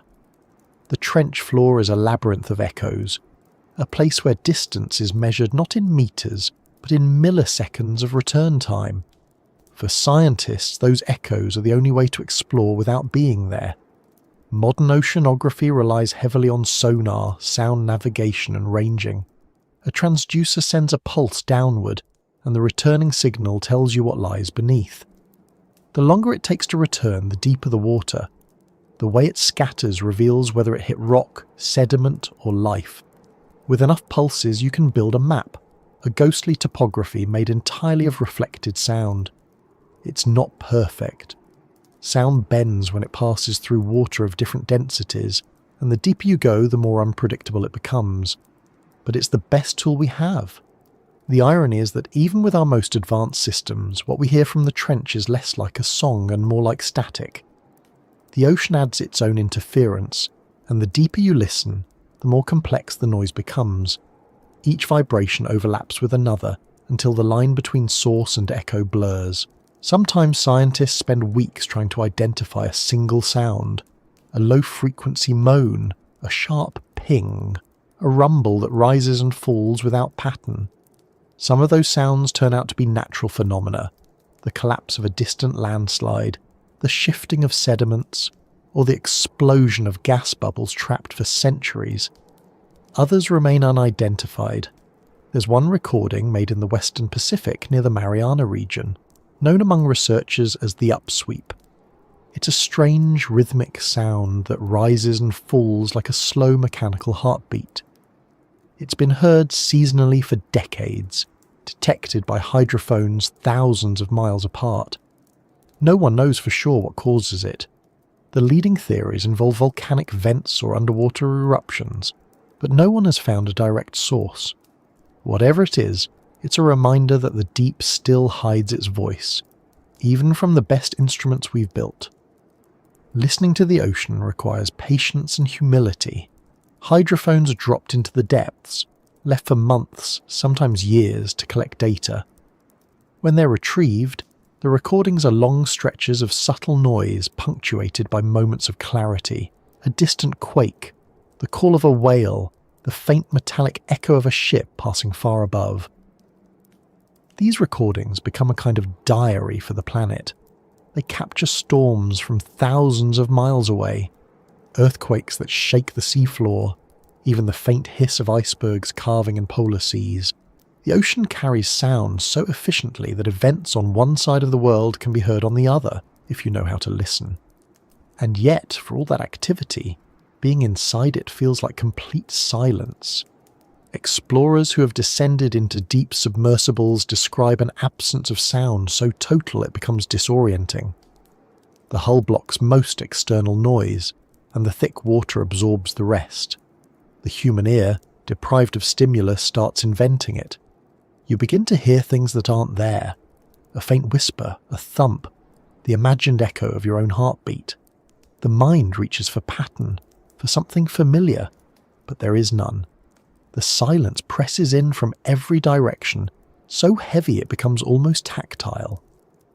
That sensation has a psychological effect. In everyday life, silence is rare. Even in the quietest rooms, there's always some noise, the hum of electricity, distant movement, the rhythm of your own breath. In the trench, even that is muted. The mind starts to wander, filling the void with memory and imagination. Some divers report a kind of calm, others unease, but all describe the same awareness, the feeling of being inside something vast and alive that simply doesn't notice you. It's not hostile, just indifferent. The silence is not emptiness, it's fullness beyond comprehension. Sound, for humans, has always been tied to communication and presence. When it disappears, we lose part of our orientation. That's why deep-sea silence feels so alien. It's not the absence of noise, it's the absence of confirmation that you still exist in relation to something else. You're alone with your thoughts, your heartbeat, and the steady, unfeeling breath of the ocean around you. It's a kind of solitude that few people ever experience, because even space isn't like this. In orbit, at least, there's a view. In the trench, there's only black and the suggestion of motion. And yet, paradoxically, the ocean is one of the loudest environments on Earth, just not to us. Whales communicate across entire basins, using frequencies so low they pass unnoticed by human ears. The deep groans of blue whales can travel for thousands of kilometers. A single vocalization can cross an ocean. These sounds weave through the darkness, layering across centuries, forming a slow-moving symphony of living and geological voices. Fish, crustaceans, even coral reefs contribute. On a healthy reef, the noise of snapping shrimp and feeding fish is constant, a crackling hum that can be heard for miles. In the deep, those sounds fade, but they never disappear entirely. The world without sound is in truth a world beyond our hearing. We've begun to realise how much human activity has changed that soundscape. Ships, sonar systems, drilling operations, all add artificial noise to the ocean. To a whale, a cargo ship is deafening, a wall of mechanical vibration that masks their communication. To smaller creatures, the constant thrum of engines may be disorienting or even fatal. Scientists have recorded increases in stress hormones in marine animals during periods of heavy shipping traffic. The ocean's music is being rewritten by us, often without intention. Even the deepest waters aren't immune. Hydrophones in the Mariana region have detected the faint hum of faraway ships, the rhythmic pulse of sonar from naval exercises, even the tremors of distant seismic surveys. It's unsettling to know that our presence reaches even there, carried not by light or debris, but by sound. The trench, which should be the quietest place on Earth, now echoes faintly with human industry. The irony is almost poetic. We can't physically go there easily, but our noise can. We've become part of the planet's soundtrack, whether we mean to or not. Still, sound remains one of the few ways we can study the trench without disturbing it. Acoustic monitoring lets scientists detect changes in currents, volcanic activity, and even life cycles. The faint recordings of animal calls reveal migration patterns, feeding habits, and communication strategies that would otherwise be invisible. In recent years, researchers have discovered entire soundscapes associated with deep-sea ecosystems, rhythms that repeat daily, seasonally, annually. These aren't random noises. They're patterns of life unfolding in perfect darkness. When you listen to these recordings sped up, they sound almost musical. A chorus of clicks, hums, and pulses, layered over the deep resonance of the earth itself. There's rhythm in the way sediment shifts, melody in the calls of whales, harmony in the crackle of distant vents releasing heat. It's easy to forget that every one of those sounds represents movement, energy, life. In a world without light, sound becomes not just communication, but memory. The ocean remembers everything that touches it through vibration. Perhaps that's why explorers often describe the silence of the deep as contemplative rather than frightening. It's not that nothing is there, it's that everything is there, beyond perception. The human ear, trained for air, can't process it. The pressure changes how sound waves behave, compressing their frequencies, stretching their decay. Even our instruments translate them imperfectly. We listen through layers of distortion, and in doing so, we glimpse how little we actually hear of the world. When you think about it, the ocean and the human mind share that quality. Both are filled with noise beneath the surface, currents of thought, buried motion, echoes that never quite fade. Silence, in both, isn't emptiness, it's depth. The longer you sit in it, the more you begin to sense that there's something moving just beyond comprehension. In the deep sea, sound reveals the hidden architecture of the planet. Scientists have used it to detect earthquakes, track migrating animals, and even monitor climate change through variations in temperature that alter the speed of sound underwater. Each discovery is another reminder that the ocean is not static. It's alive, restless, constantly speaking in a language we're still learning to understand. But that language is fragile. The deeper we listen, the more we realize how easily it can be drowned out. Just as light pollution hides the stars, noise pollution hides the natural soundscape of the sea. In losing that, we lose a form of knowledge. The trench is not just a place of darkness, it's a place of delicate balance, where even the faintest sound carries meaning. If you could somehow sit at the bottom of the trench, without a submersible, without the interference of machines, you wouldn't hear silence. You'd feel it. You'd feel the slow vibration of the Earth's crust beneath you, the distant tremor of volcanic vents, the tiny movements of unseen life around you. It would be sound without sound, pressure without direction, a reminder that perception is not the same as reality. That's the essence of this world without sound. It exists fully, constantly, but beyond the range of our senses. We reach for it with microphones and sonar, with graphs and frequencies, but we never quite touch it. The ocean keeps its voice just out of reach, letting us hear enough to stay curious, but never enough to feel complete. And maybe that's fitting. Maybe the deepest part of our planet should remain a place where hearing fails, where silence becomes a form of knowledge. Because in that silence we confront not just the limits of our machines, but the limits of ourselves. Every time we descend into the deep, we're reminded that technology doesn't conquer nature, it negotiates with it.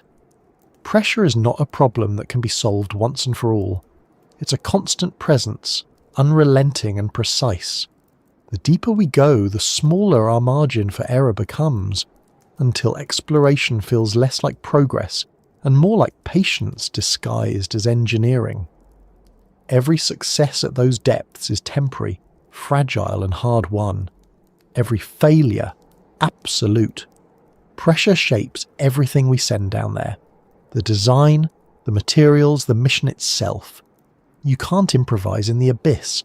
You have to plan for every outcome, imagine every failure, and accept that the ocean will still surprise you.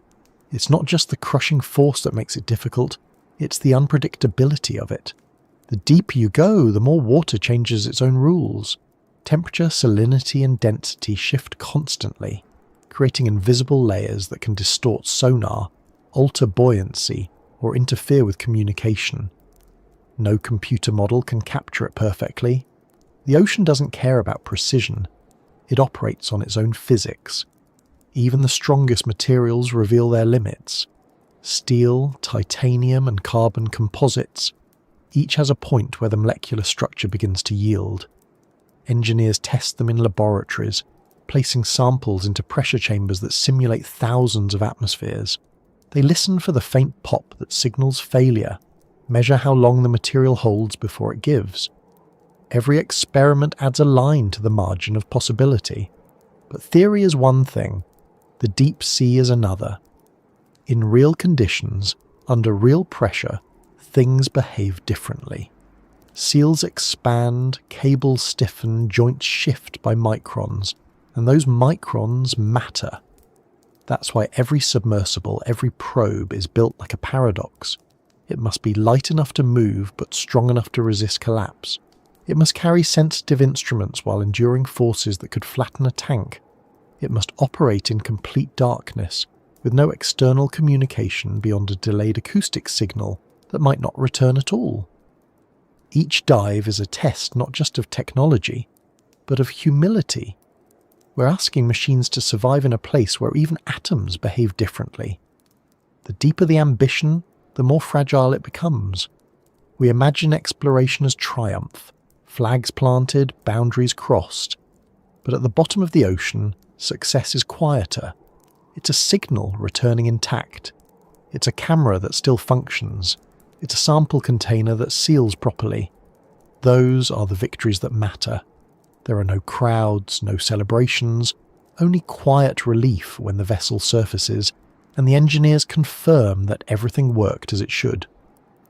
But nothing about deep-sea technology lasts forever. The ocean consumes everything eventually. Corrosion, pressure fatigue, and microfractures all conspire to undo what we build. Even the most advanced alloys begin to degrade after repeated exposure.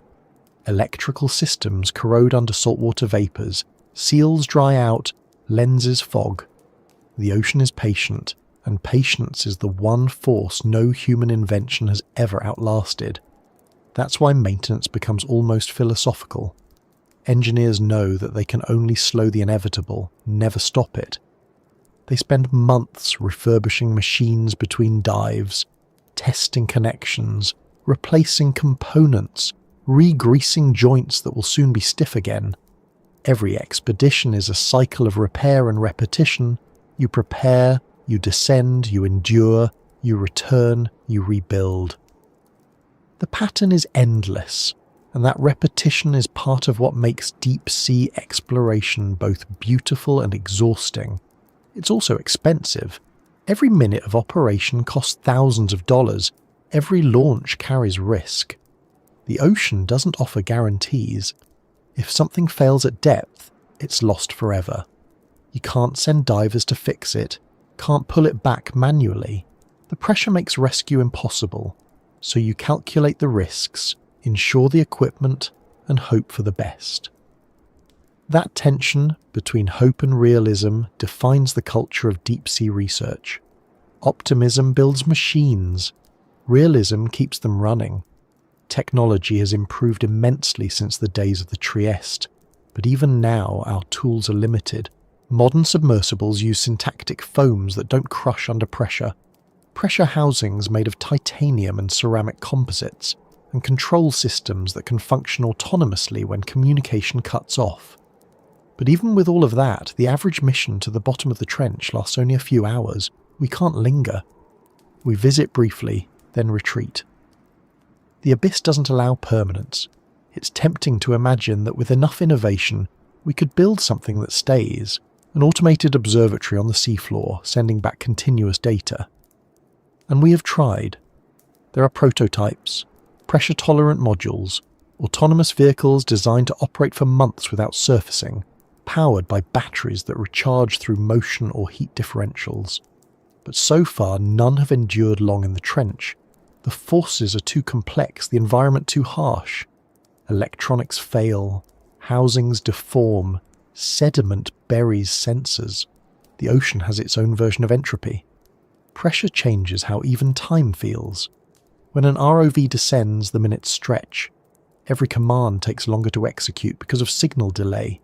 Every motion must be slow, deliberate. The machine moves at a crawl, careful not to stir up sediment that could obscure its cameras. Its exploration measured in centimeters per second, in patience rather than speed. Engineers and pilots on the surface sit in silence, staring at monitors, watching images flicker through the static. They speak in short, precise phrases, each word measured. There's no room for error, and no way to hurry the process. Down there, impatience is a form of failure. The irony of pressure is that it exposes fragility, not just in materials, but in people. The more complex the technology, the more dependent it becomes on cooperation, precision, and trust. A single loose bolt, a miscalculated tolerance, a forgotten check can undo years of work. The team dynamic becomes as critical as the machinery itself. Each person, engineer, pilot, technician, has to work as part of a whole, like components of the same system. Ego has no place in an environment that punishes even small mistakes. The fragility of ambition shows in the history of exploration itself. For every successful dive, there are countless failed attempts, missions cut short by leaks, instruments crushed, signals lost. Sometimes the failures teach more than the triumphs. Each setback forces new thinking, new design, new humility. Exploration isn't a straight line upward. It's a spiral, circling around the same challenges again and again, each time a little wiser, a little more patient. There's a quiet parallel between pressure in the physical sense and pressure in the human one. Both can shape, compress, and break. The deeper we go, the more that metaphor becomes literal. The people who work in this field learn to manage that tension. They accept that perfection is impossible, that failure is part of progress. In a way, that's what keeps them grounded. Pressure defines not just their machines, but their mindset. It teaches restraint, attention, endurance. It's also what keeps exploration honest. The ocean doesn't care about ambition, but it rewards respect. The more you push, the more you must listen. Engineers talk about listening to the material, understanding how metal behaves, how pressure reacts, how failure begins. It's not poetic, it's practical. You can hear the warning signs if you pay attention. The faint creak before deformation, the subtle drop in current before a short circuit. The people who survive in this field are those who treat the ocean not as an obstacle, but as a collaborator. Some of the most significant innovations in deep-sea exploration have come from failure. The implosion of early submersibles taught us how to build better hulls. The loss of probes led to advances in autonomous recovery. Even simple mechanical issues, a jammed manipulator, a corroded connector, have inspired new materials and designs that later found uses outside the ocean, in medicine, aerospace, and energy. The abyss, in that sense, is a teacher. It gives lessons in resilience to anyone willing to fail intelligently. But there's another kind of fragility that's harder to measure, the emotional one. The deeper the dives, the longer the missions, the greater the risk of burnout. The preparation cycles, the uncertainty, the endless repairs take a toll. Scientists spend months waiting for funding, years designing instruments that might break in an instant. They live with that knowledge constantly. Each successful dive brings satisfaction, but never closure. The ocean never feels finished.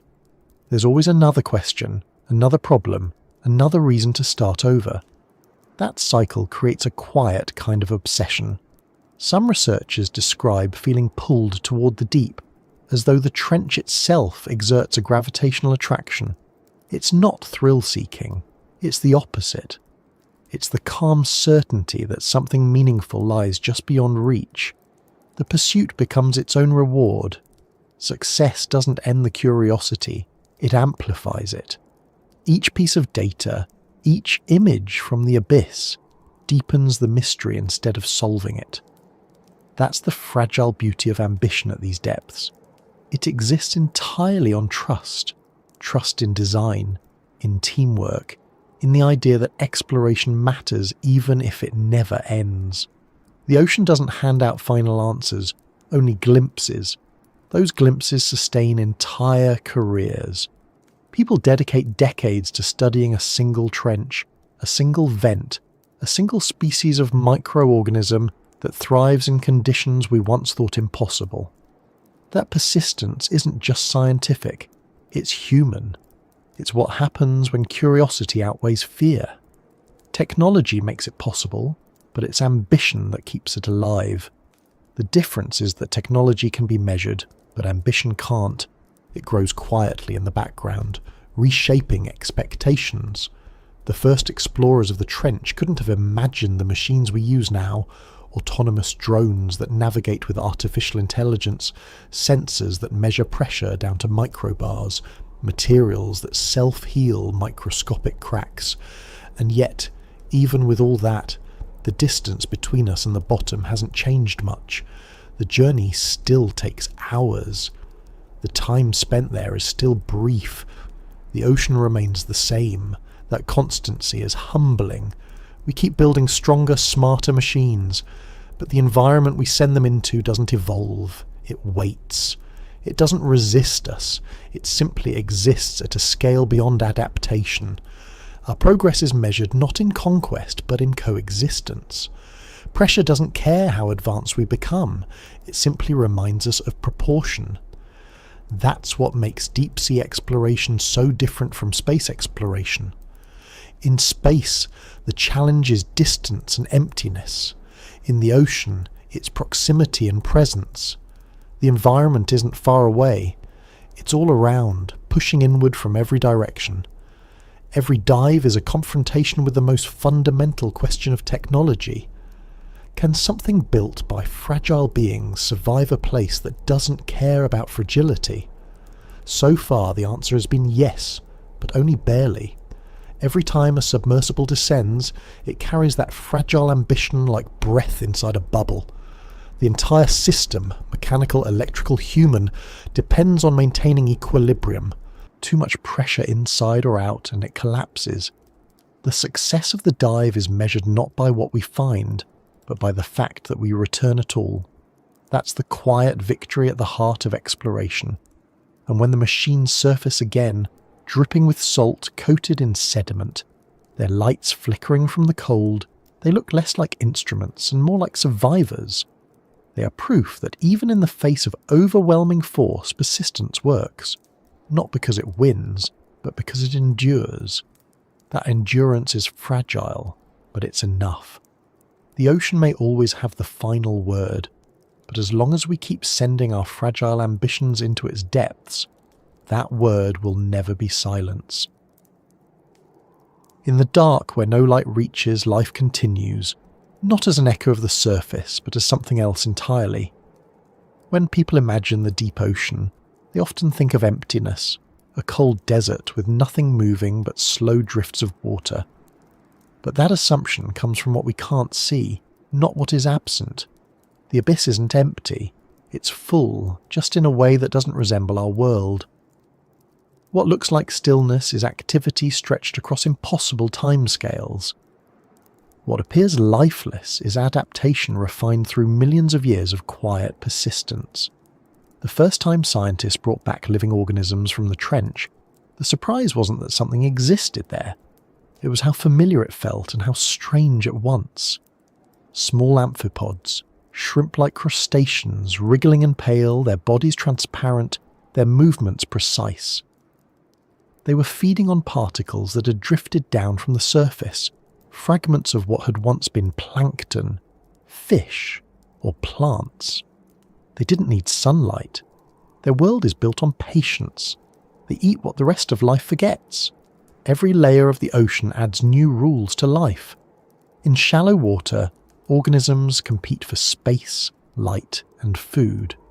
In the deep sea, competition gives way to endurance. The creatures here survive not by abundance but by efficiency. Every movement is calculated. Every organ, every system is tuned to make use of as little energy as possible. It's not survival of the fittest in the way we imagine it. It's survival of the quietest, the most patient, the least wasteful. Even the bodies of these creatures reveal that logic. Their skeletons, when they have them, are flexible rather than rigid. Their muscles are soft, their forms fluid.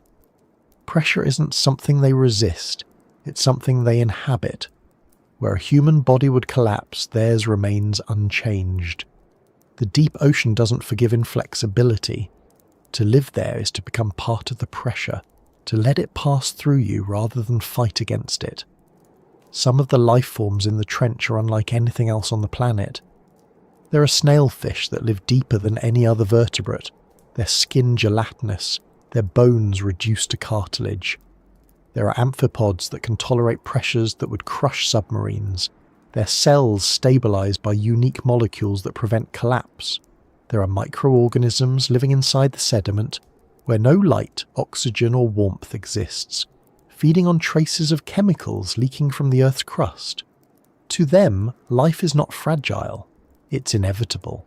In 2019, researchers found microbes living in the mud of the Challenger Deep that had been there for thousands of years, possibly longer. When brought to the surface, they began to reproduce immediately, as if nothing had changed. It was a quiet revelation. Even in the most extreme isolation, life doesn't simply endure. It waits. Those microbes are part of a vast invisible system that connects the trench to the rest of the planet. They process carbon, recycle nutrients, and maintain chemical balances that reach up through the water column. In ways we barely understand, they're part of the same life cycle that includes us. That connection is easy to forget. When we talk about the deep, we often imagine it as separate, as if it belongs to another planet. But the truth is that the deep ocean affects the surface in every moment. The water that sinks to the bottom eventually rises again, carrying with it the memory of temperature, chemistry, and life. The trench isn't just a destination, it's a passage, part of a global circulation that shapes the entire biosphere. Every breath of wind above the sea, every current of air that crosses a continent is linked to that hidden movement below. The abyss is the slow heartbeat of the planet. The organisms that live there are expressions of that heartbeat. Many produce their own light, not for beauty but for necessity. In total darkness, bioluminescence becomes a universal tool. Some species use it to lure prey, others to find mates, others to confuse predators. There are fish with lights dangling from their heads, jellyfish that flash to startle attackers, bacteria that glow from within their hosts. Each glow is a signal, but also a gamble. In a world where food is scarce, light can mean survival or exposure. Scientists who have witnessed these displays describe them as surreal, not because they are bright, but because they appear out of nothing. One moment, complete blackness. The next, a pulse of blue, a spiral of green, a drifting constellation of points that fade before you can focus on them. It's not a performance. It's communication happening in a language we barely grasp. Each flash has a rhythm, a frequency, a pattern of intensity. It's not random. It's speech in light. Even at the deepest levels of the trench, where pressure reaches beyond what most life can tolerate, there are still traces of activity. Bacteria thrive inside the sediment, feeding on chemicals released by reactions between water and rock. Some of these bacteria form symbiotic relationships with other organisms, small worms, crustaceans, even larger creatures, that rely on them to process nutrients. Life in the deep isn't isolated. It's woven together in invisible partnerships, each species sustaining another. When a large organism dies near the surface, its body begins a slow descent, drifting downward through the water column. Scientists call it marine snow when it's small debris. But when it's something large, like a whale, it becomes what they call a whale fall. Over the course of weeks or months, that single carcass becomes an entire ecosystem. Hagfish, amphipods, and worms gather first, stripping the flesh. Then bacteria colonize the bones, breaking them down to release nutrients. The cycle continues for years. In a place where food is so rare, one whale can feed thousands. Death above sustains life below. That rhythm of decay and renewal defines the abyss. It's not a place of constant activity, but of steady balance. Everything moves slower, lasts longer, and exists in proportion to the energy available. Even reproduction follows that pattern. Some species lay eggs that take months to hatch, their embryos developing slowly in the cold. Others reproduce only once in their lifetimes, ensuring that their offspring have the best possible chance to survive. Nothing in the deep happens quickly. Time itself feels stretched, diluted, quiet. When explorers record footage of these creatures, what stands out isn't their strangeness but their precision. A snailfish hovering inches above the seafloor, barely moving its fins. A shrimp sifting through sediment with delicate patience. A jellyfish pulsing rhythmically, conserving energy with every motion. There's no chaos, no waste. It's life reduced to its essence. Existence without distraction. That minimalism might be the most alien thing about the deep. On the surface, we associate life with motion, noise, and colour. In the trench, life is almost invisible, a presence more than an image. It doesn't announce itself. It simply persists. The simplicity is deceptive, though. These organisms are the product of immense evolutionary complexity. Their enzymes function under pressure that would destroy ours. Their cells maintain structure through chemical bonds we barely understand. Their metabolisms operate at temperatures close to freezing, with no access to sunlight. They've solved problems that human engineering still struggles with every day, and yet, despite all that sophistication, they exist quietly, without altering their world. They don't build, they don't expand, they don't consume more than they need. They live in balance because there's no alternative. In that sense, the abyss offers an unintentional lesson in restraint. It shows that survival doesn't require dominance, only adaptation. The creatures of the deep are masters of balance in a way humanity has never been. The more scientists study them, the more questions emerge. How do their bodies maintain fluid balance under such pressure? How do their proteins remain stable? How do their cells repair damage without oxygen? Each answer opens another layer of mystery. What we know now is a fragment of what exists. The vast majority of deep-sea species remain undiscovered, unrecorded, unnamed. Every dive reveals something new, sometimes just a glimpse, a strange fin, a translucent shell, a flicker of movement that vanishes before the camera can focus. There's a strange comfort in that, in an age where so much feels mapped, categorized, and known. The ocean remains a reminder that the unknown is still vast. It's not hidden out of reach. It's just deeper than we can easily go. That mystery keeps exploration alive, not as a search for control, but as an act of curiosity. But it's also fragile. The deeper we study the trench, the more we discover traces of ourselves there. Plastic fibres, microbeads, chemical residues. Even in the most remote depths, human influence has arrived. Amphipods collected from the Challenger Deep have been found with particles of plastic in their bodies. The chemicals from industrial waste have settled in the sediment. We can't live there, but our impact does. The paradox is painful. Our exploration, meant to expand understanding, also reveals how far our pollution has spread. That discovery has changed how many scientists think about their work. The trench is no longer just a place of wonder, it's also a mirror. It reflects both the endurance of life and the reach of our mistakes. Every specimen brought to the surface tells two stories, the story of adaptation and the story of intrusion. The creatures that survive there now do so in an environment subtly altered by us, though we barely understand the consequences. Still, life continues. It always does.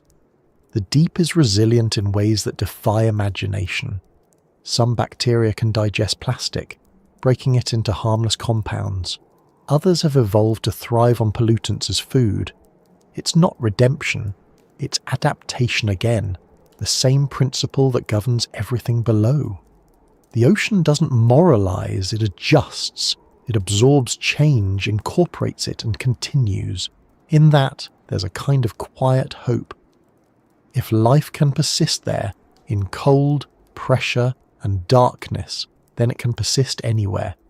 It doesn't need perfection. It needs time. The abyss shows that endurance is not the absence of struggle, but the acceptance of it. The creatures living miles below the surface aren't fragile. They're precise, efficient, inevitable. When you imagine them now, try not to think of monsters or aliens, but of perfection shaped by necessity. Each one is the answer to a question the surface never had to ask. How do you exist without light? How do you eat without abundance? How do you live where nothing seems possible? Their answers aren't spoken, but they're there, in every pulse of light, every measured movement, every quiet heartbeat beneath the weight of the world. They don't know we exist, and they don't need to. But in studying them, we catch a glimpse of what life really means when stripped of everything unnecessary. Not comfort, not dominance, not speed, just presence. And somewhere far above them, ships cross the surface, satellites pass overhead, storms gather and fade. None of it matters down there.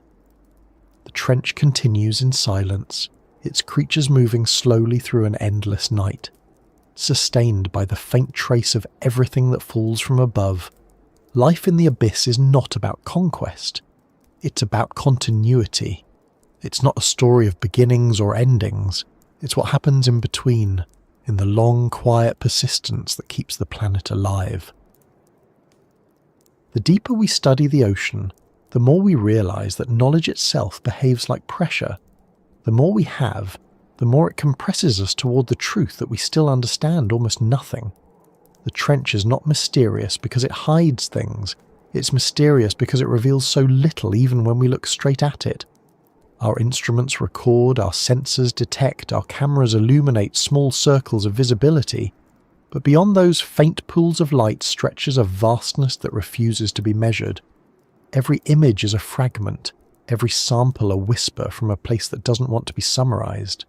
Science is built on the idea that if you ask enough questions, the world will eventually make sense.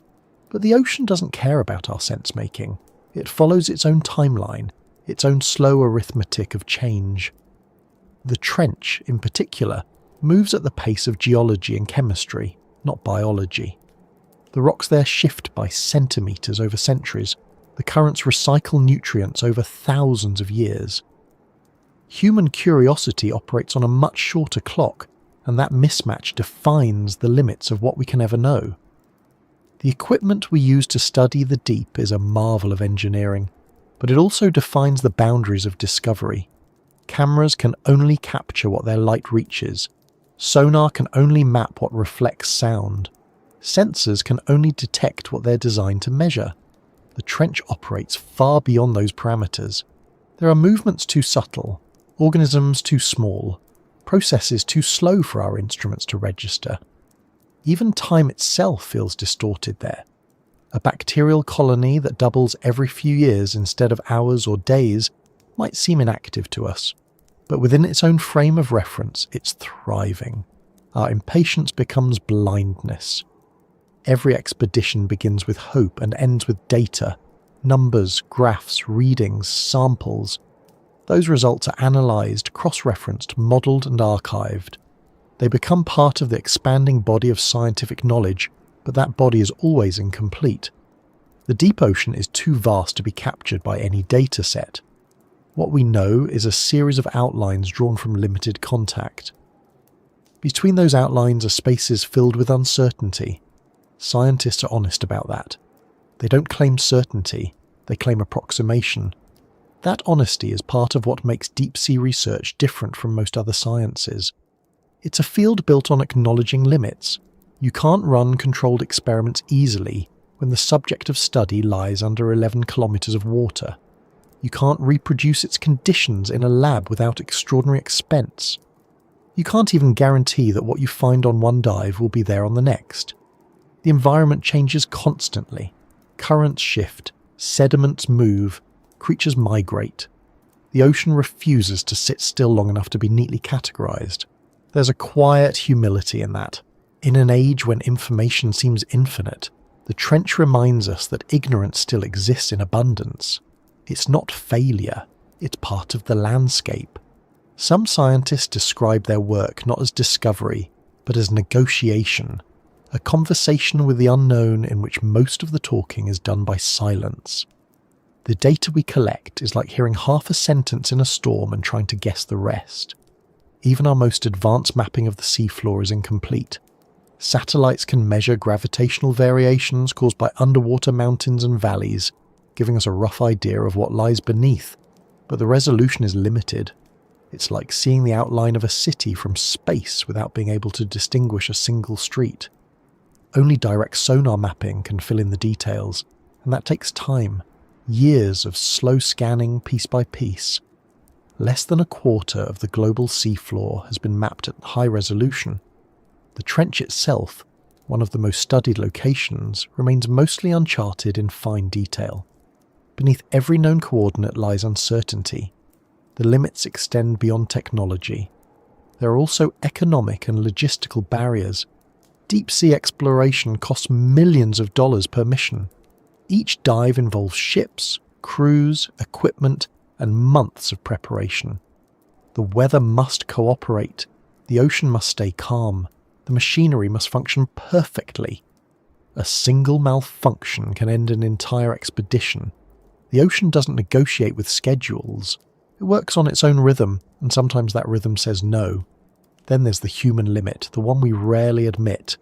Curiosity may be infinite, but endurance isn't. The scientists and engineers who dedicate their lives to studying the deep often work for decades, knowing that the questions they ask may never be answered. Some retire before the data from their missions is fully processed. Others spend years refining a single instrument that will take one measurement before failing. It's a slow, patient kind of pursuit, measured in lifetimes rather than results. That patience creates a unique kind of wisdom. The people who study the trench don't talk about conquering it. They talk about respecting it. They learn to listen to what it doesn't say, to see meaning in the gaps between measurements. In that sense, the limits of knowing aren't barriers, they're invitations.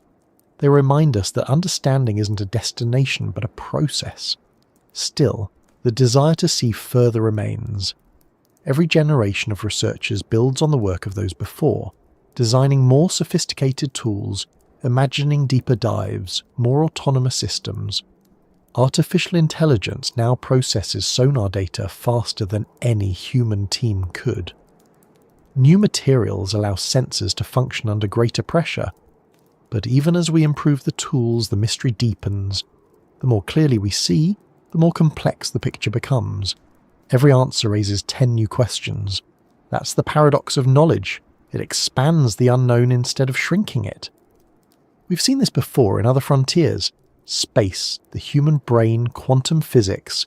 Each promised answers and delivered instead an expanded sense of scale. The trench fits into that pattern perfectly. It's not just a geographical location, but a metaphor for the edges of human comprehension. It's a reminder that knowing everything is not the same as understanding everything.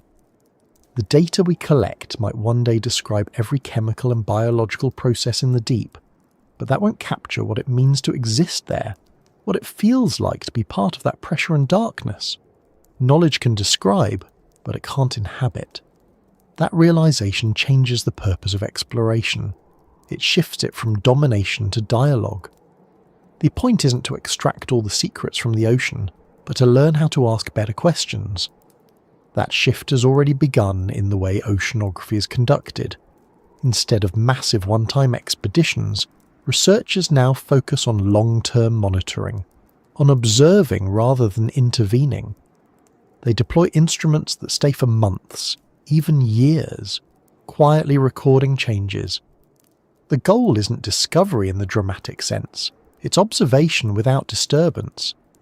The ocean reveals itself slowly, and only when approached with patience. Even then, some things may remain unknowable. There are phenomena that defy explanation, sounds with no source, currents with no cause, organisms that vanish before they can be studied. It's not because we're not clever enough, but because the systems are too complex. The trench is a product of geology, chemistry, biology, and time interacting on scales far beyond our own. Trying to understand it fully is like trying to hear an entire symphony through a single note. We can sense the structure, but never the whole. That might sound frustrating, but it's also liberating. It means there will always be something left to learn. Mystery is not an obstacle to science, it's its engine. Without it, curiosity would die. The trench ensures that curiosity remains alive. Its silence, its pressure, its unending complexity. All of it serves as a reminder that the world still holds secrets that no algorithm can decode. There's also something deeply human in admitting those limits. For centuries, exploration was driven by the illusion of mastery, the belief that the world existed to be charted, categorized, and controlled. The trench resists that narrative. It can be mapped, measured, and visited, but not possessed. It's not ours to own or to finish understanding. It exists independently of us, and that independence humbles even the most accomplished scientist. Standing on the deck of a research ship after a dive, watching the ocean surface ripple back into stillness, the feeling isn't triumph, it's quiet awe. The realization that beneath that calm lies a world that has existed for millions of years without needing us. The instruments are hauled up, the data stored, the samples sealed, and yet the most important thing brought back is often not material. It's perspective. That perspective can't be graphed or recorded. It's the recognition that knowledge isn't just about collecting facts. It's about understanding our place in what we study. The more we learn about the trench, the clearer it becomes that we are temporary observers in a system that doesn't require our presence. The limits of knowing are not failures. They are the shape of our relationship with the unknown. There's a quiet irony to how we talk about exploration as progress. Each new expedition, each new piece of technology is described as breaking barriers. But the deeper truth is that exploration isn't about breaking anything. It's about returning again and again to the same mysteries and finding new ways to look at them. The trench doesn't change. We do. The instruments improve, the data grows richer, but the essence remains untouched. the ocean's silence still says more than all our senses combined. It's easy to think of the unknown as a void to be filled, but maybe it's better understood as a space that gives meaning to what we already know. Without it, knowledge becomes static. The trench keeps that balance alive. It reminds us that certainty is a kind of blindness, that wonder depends on limits. If you could stand at the bottom of the trench and look around, you would see almost nothing, and yet that nothing would contain everything we've ever wanted to understand. How life adapts, how matter behaves, how existence persists under impossible conditions. The limits of knowing aren't walls, they're horizons. They move as we move, always slightly ahead, always inviting. That's why, even after centuries of exploration, the deep still calls to us. Not because we expect to master it, but because it mirrors the part of ourselves that keeps asking why. The unknown is not the enemy of understanding, it's its companion. Without it, the search would end. And perhaps that's the quiet truth of the trench. It doesn't need to be solved. It just needs to be known as a reminder that even in a world mapped by satellites and measured by algorithms, there are still depths where knowledge bends, where certainty dissolves, and where the act of wondering is enough. Sometimes, when people return from long ocean expeditions, they talk less about what they discovered and more about what they began to notice in themselves. The ocean changes your sense of proportion.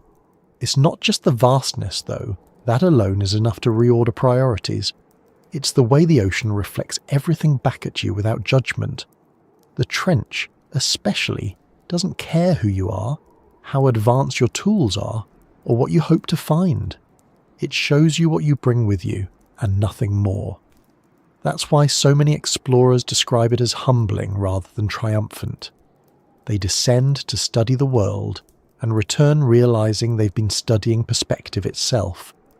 When we look into the deep, what we're really seeing is the measure of our curiosity and the boundaries of our endurance.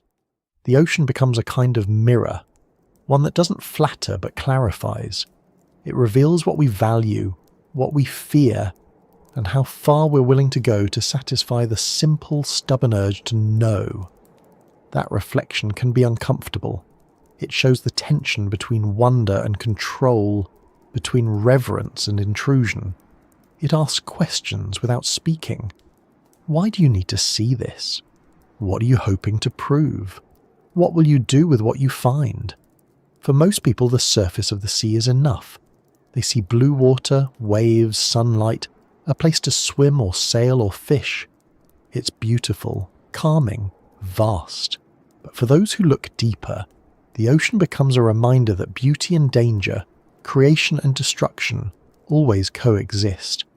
Every wave that breaks carries a memory of the moon's pull, of wind crossing thousands of miles, of unseen currents below. The trench amplifies that duality. It's both part of the same system and completely apart from it, a contradiction that feels familiar when you think about it long enough. Humans have always used water as metaphor.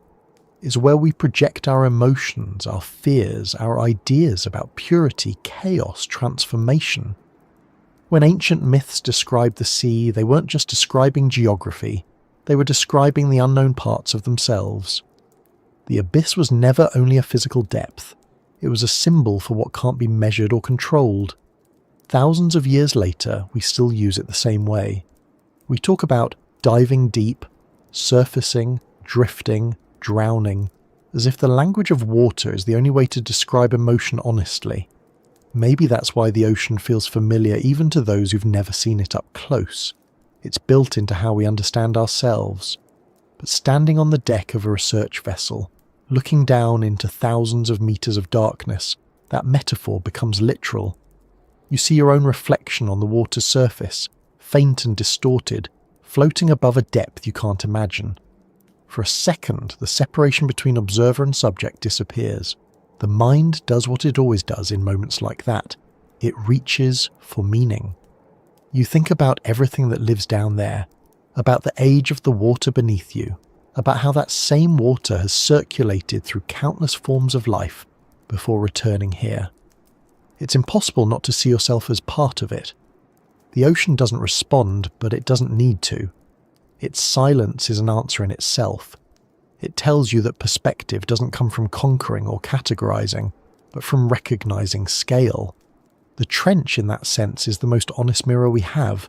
It shows how small we are without making smallness feel like failure. It reminds us that insignificance and belonging are not opposites. You can be tiny and still part of everything. That realization changes how you think about exploration. It stops being about heroism and starts being about connection. Every measurement, every dive, every image captured in the dark becomes an act of dialogue. You're not extracting knowledge, you're participating in it.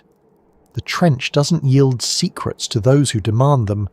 It allows glimpses to those who approach with patience. That patience becomes its own reward and its own kind of reflection. It's easy to forget that most of the ocean's processes happen without us. Currents move heat around the planet, regulating climates. Plankton absorb carbon, releasing oxygen into the air.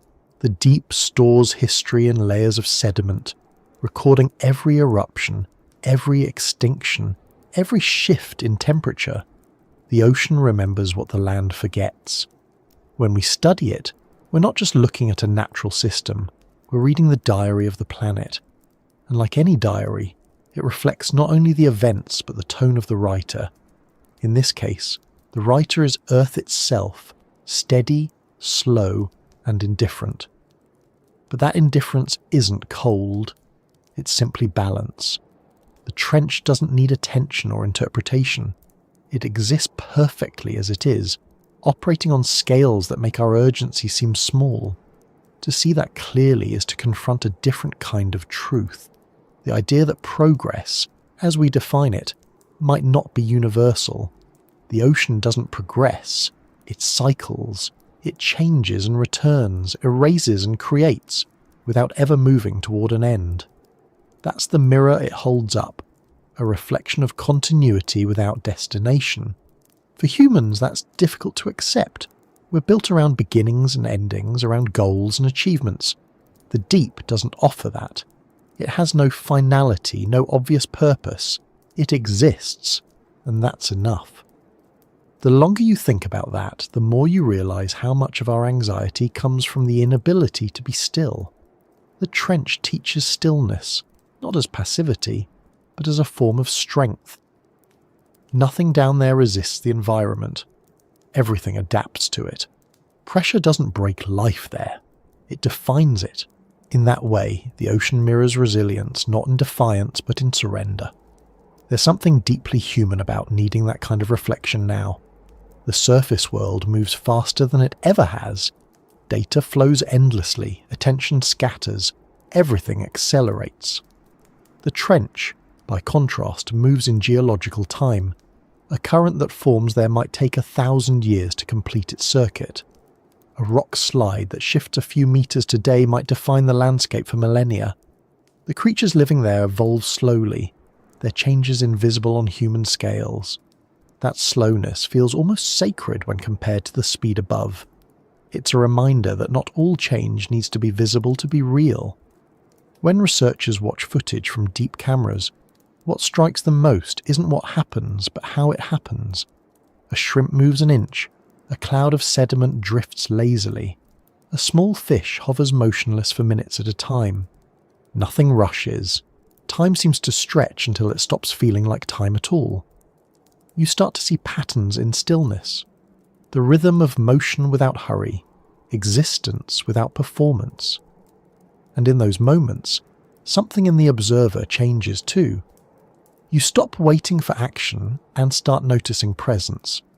The reflection shifts inward.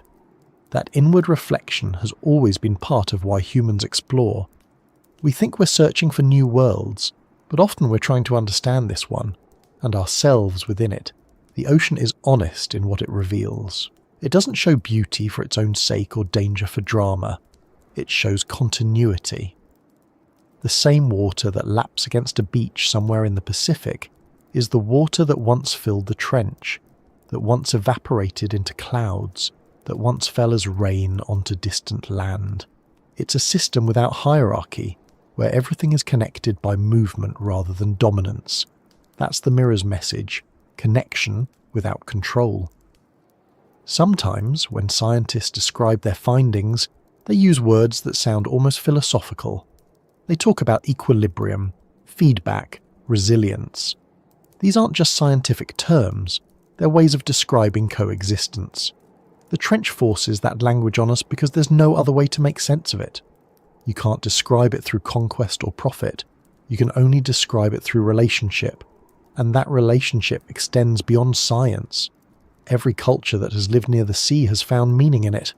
Some see it as sacred, some as dangerous, some as nurturing, some as unknowable.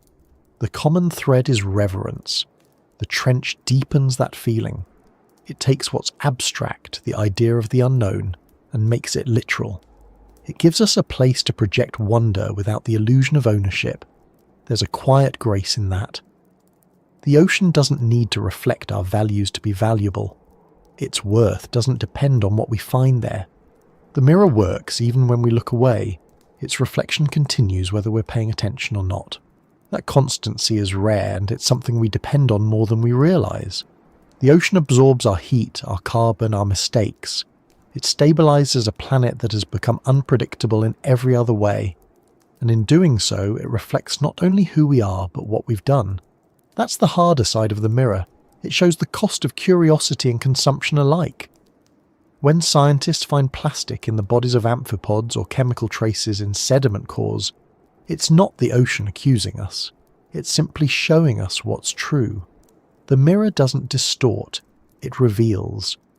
The reflection isn't cruel, it's complete. Seeing it clearly is the first step toward understanding our place in the story we've written across the planet.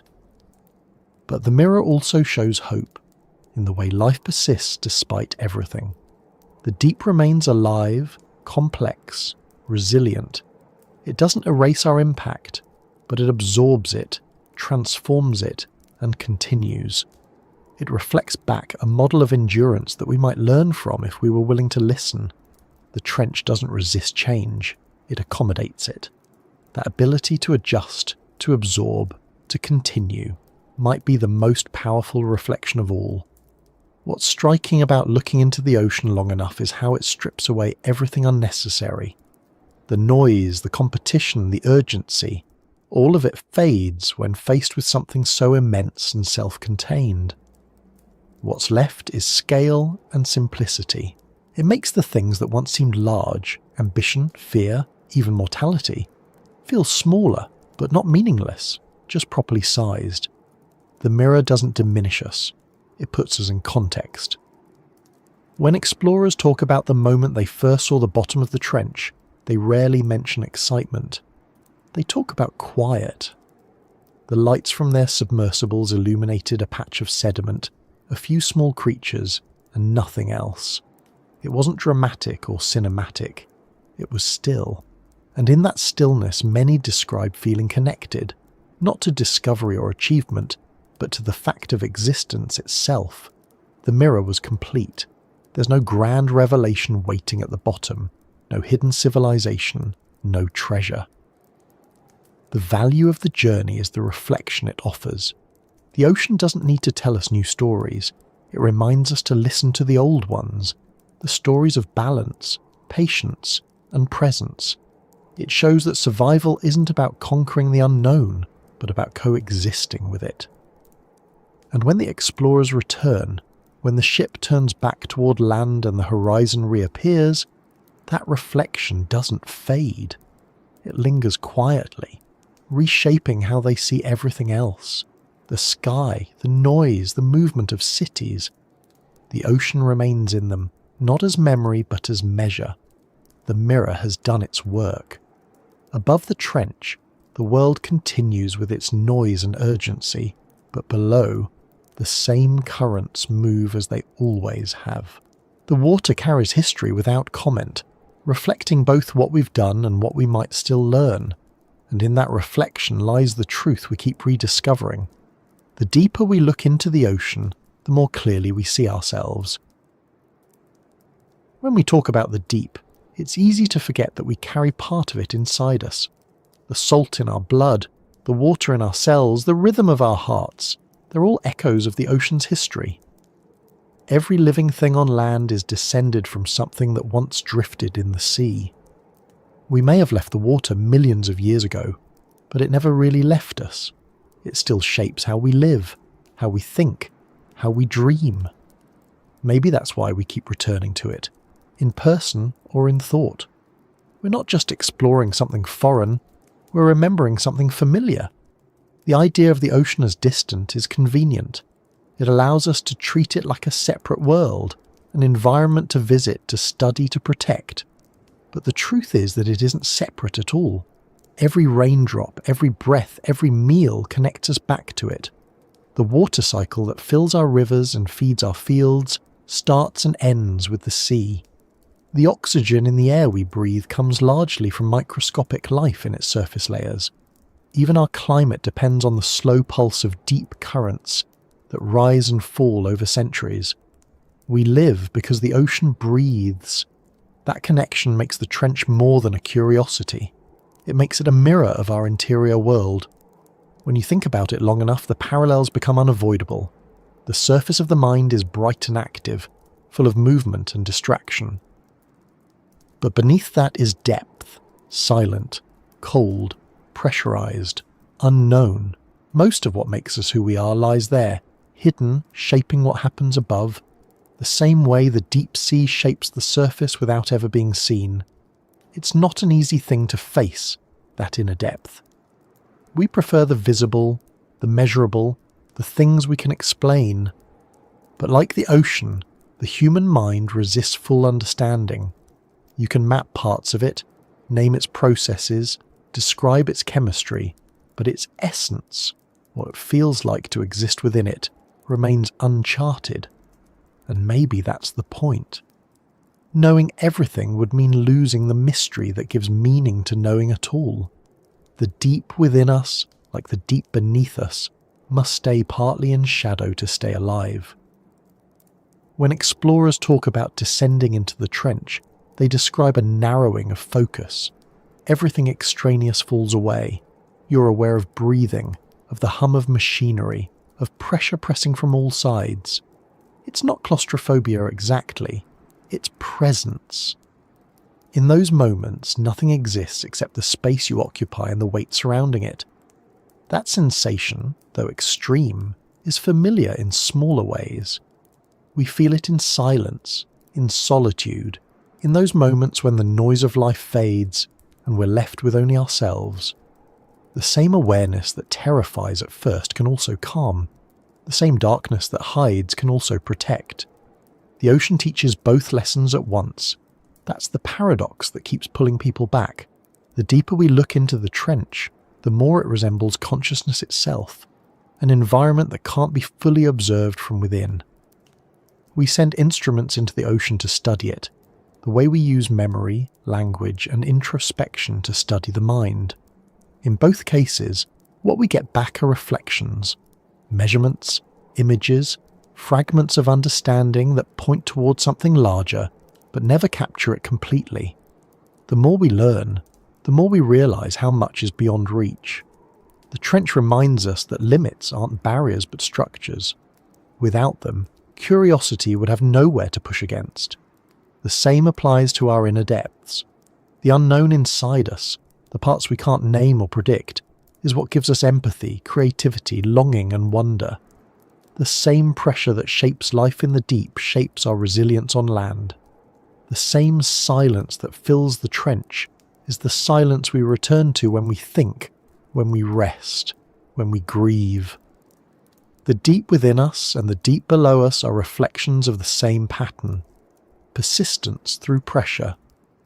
Sometimes, when you listen to recordings from the ocean floor, you can hear what sounds like a heartbeat, a rhythmic pulse of seismic activity, slow and steady. It's not alive in the biological sense, but it feels alive. It feels like the planet itself breathing. That sound, faint and low, is a reminder that the Earth isn't static.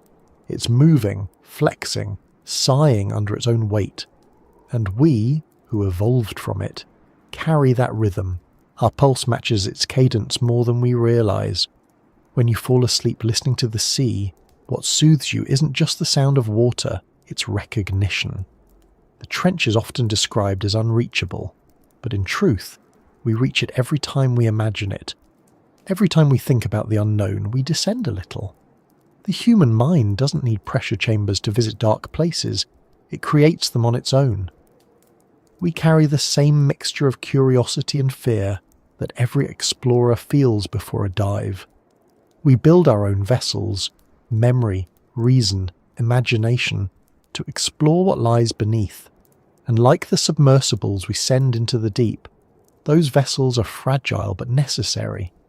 They keep us from collapsing under the weight of what we don't understand. That's why stories about the ocean resonate so deeply. They're not really about the sea. They're about survival in the face of mystery. They remind us that being small in a vast world isn't weakness, it's perspective. The trench doesn't diminish us, it situates us. It shows that scale isn't about superiority but participation. We belong to something immense, and that belonging is enough. There's also something honest about the way the deep resists us. It's a boundary that can't be ignored or negotiated. We can reach it for moments, but we can't live there. The same is true of our inner depths. We can visit, reflect, learn, but we can't stay submerged forever. Life requires returning to the surface, to air, to light, to connection. The descent teaches perspective, the ascent gives it meaning. The two together form the rhythm of understanding. When people return from the deep, they often describe the world differently. Colours seem sharper, sounds clearer, even air feels heavier, richer. It's as though the absence of sensory input in the depths resets perception. The same thing happens after deep introspection. You come back seeing ordinary life as extraordinary. The ocean doesn't just reflect us, it recalibrates us. It slows us down long enough to notice what's been there all along. It's easy to think of exploration as a search for what's missing, but maybe it's a way of remembering what's already present. The trench doesn't hold answers we don't have, it holds reminders of what we forget. Patience, balance, continuity. The way everything connects through cycles too vast for one lifetime to see. These aren't discoveries, they're recognitions. When you look closely, even the smallest organism at the bottom of the ocean carries the same message written in its structure. Endurance without defiance. That message has always been there, waiting in the dark, whispered through the pressure and the currents. The ocean doesn't speak in words, but it communicates in forms, movement, temperature, rhythm. To understand it, we don't need translation, we need attention. Listening is the hardest part, not because the ocean hides its voice, but because we've grown so used to noise that silence feels unfamiliar. But when you finally settle into it, when the internal chatter fades and the background quiet becomes whole, something shifts. The line between inside and outside blurs. The deep isn't somewhere else anymore, it's everywhere. You can feel that even on the shore, standing at the edge where land meets water. The pull of the tide, the weight of air thick with salt, the sound of waves repeating themselves without hurry. It's the same language spoken differently. The ocean doesn't need depth to remind you of what it is.